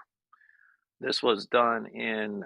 This was a study similar to the one that I linked up there on the Georgia land lottery, called "Land Lotteries: Long-Term Wealth and Political Selection" by Jason Powley. Let's see. Basically, he says, I find no evidence that lottery wealth increases the likelihood of office. Oh, this is basically running for office. This is something different. This study is something different. So what's up? What's up, Doomer, Cat, Lodi, and Blast? Just talk about generational wealth. Is it a myth? We often hear the idea that white people are the beneficiaries of generational wealth, especially going back to slavery. And there's this. I just linked a 54-page study that highlighted and tracked all of the wealth of throughout two generations of Georgia land lottery winners in 1832. In 1832, the state of Georgia, unfortunately, took the land of Native Americans and then did a land lottery to white people. And the land lottery was random. It didn't matter. You had to be white, but it didn't matter your economic status. So many poor white people won, had shot what they call a wealth shock, meaning if you won the land lottery, you got the equivalent of 3 years of average pay for an average white person in America at the time. You got that amount of wealth. Not if you were poor, you got 3 years of what you were making, but you got 3 years of what the median income of so imagine having 3 years of median income immediately. I think what's the median income today in the United States? It's roughly 40. Is it 48,000 on average? So this would be the equivalent, pretty much, of getting $150,000 basically. At this time in 1832 was $700. So whatever that works out to, it worked out to 3 years of the median income of the country. And the question here is whether the generational wealth trickled down, whether the wealth trickled down through generations. That's the question. And it did not. They showed that the outcomes, once they got down to the grandkids, the outcomes were not, did not have any effect, did not give them any advantage at all, the grandkids. It's rather remarkable. Either many of the people squandered their wealth. The people the parents who actually won the lottery either squandered their wealth, they didn't spend it right, they didn't have the skills to understand how to manage the wealth, and they were not able to pass this wealth down generationally. And so, the question is this really something that exists? Is generational wealth? Now, we do know generational wealth does exist with the very, very wealthy, right? I mean, the very wealthy, the top, 5% and all that. But oftentimes we see stingy parents who are, doing okay, and they expect their kids to make it on their own. So I think it's it's nice if you get an inheritance, but many people get an inheritance after they've already established themselves, right? Me, for example, I went to school, I got a degree, went into the Coast Guard, came back out of the Coast Guard, got 2 master's degrees. And I'm going to inherit money from my father. I just inherited money from my grandmother, but I'm already well established before I inherited any money. Now, the argument could be made that, well, because your father had money, you were able to get a good education and all that. That might be true. I mean, that's an argument, right? That's definitely an argument. My father paid for only my undergrad. The military paid for my master's degrees, so I didn't. So I went into the military, so I got my father did the same for all of his kids. He paid for all of our undergrad degrees, but he told us that's all he would pay for. So he paid for my brother's undergrad degree, and then my brother got into the University of Michigan graduate school. He went and got 2 master's degrees and a PhD on his own dime with student loans, working. My father didn't pay for any of his advanced degrees. Same thing with my sister, who has a master's degree. She went and paid for her own master's degree. The military paid for my 2 master's degrees. So, but that's because I went into the military and I got injured and everything, and I paid my dues. After my father paid for my bachelor's degree, I went into the military, spent about 4 years there. I was injured, came out. They paid for master's degrees, 2 master's degrees. So that was my own doing. So, I did benefit somewhat, but my father was not a person who grew up very wealthy. My father grew up in a pretty poor household in Chicago. His mother was a full-blooded Iroquois Indian, and my grandmother, and he grew up with his mother and his stepfather, and he didn't find out that his father was alive until he was in his late 30s. He thought his father was dead throughout most of his life, his biological father. So my father really didn't benefit too much. He paid for his own college. So he was a white man, but he had 5 half brothers and sisters. So, and he was the oldest.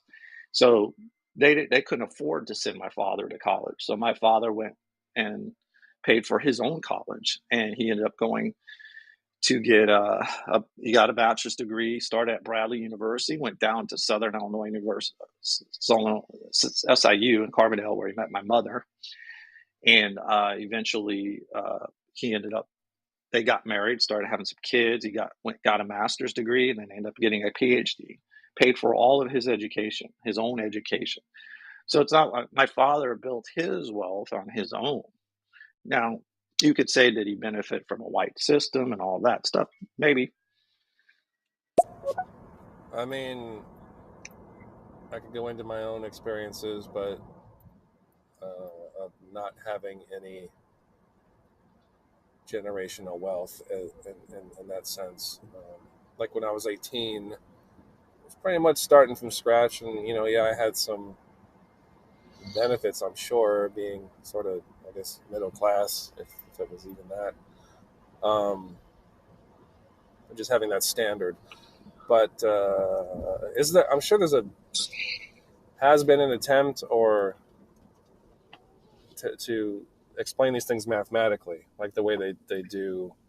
What do you call it? Operations research, where they calculate the two sides of in a combat and how many men they have and their weapons, and they can kind of predict to a certain degree how the battle's going to go. Right.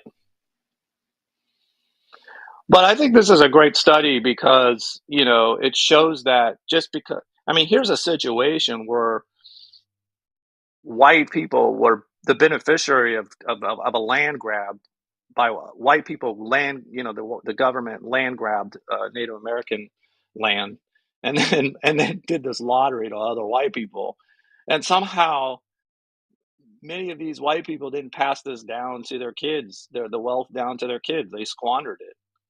It's kind of crazy, right? I mean, this is like so it kind of puts you in mind of uh if we did reparations and there was a wealth shock, an instant wealth shock for some black people, um you have to think that there's a certain percentage of black people that will not pass this down to their, it's not all of them, but some of them. There's going to be a certain percentage that are going to squander it somehow. Generational wealth does give people an advantage, but if they don't take advantage of it, they'll end up down with everybody else. Because I know quite a few people that their parents gave them everything and they just didn't jump on it. You know what I mean? Even my own life, I was given a lot of opportunities from the federal government, personal scholarships, and I just didn't take it seriously. Opportunities are there. You have to be willing to jump on it and take advantage of it. You know, but yeah, of course, generational wealth gives you an advantage, but you're not guaranteed to succeed without that because every single year there's a bunch of college kids that their parents pay for their education and they still drop out within the first semester. Right. Yeah, and of course, in a large sense, I think just tracking this idea based on the wealth that was gained from these land grabs and how it dissipated. I mean, there must be other factors that we have to take into consideration.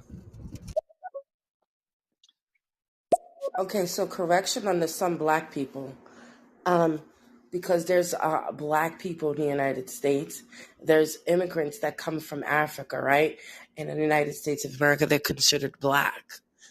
Reparations are for those who are descendant of cattle slavery. My bad, y'all. I was Those who working a have little been bit. I'm here here. since before America was even founded, right? Since like when the Dutch came and brought slavery, and the Spanish came and the French came and the English came.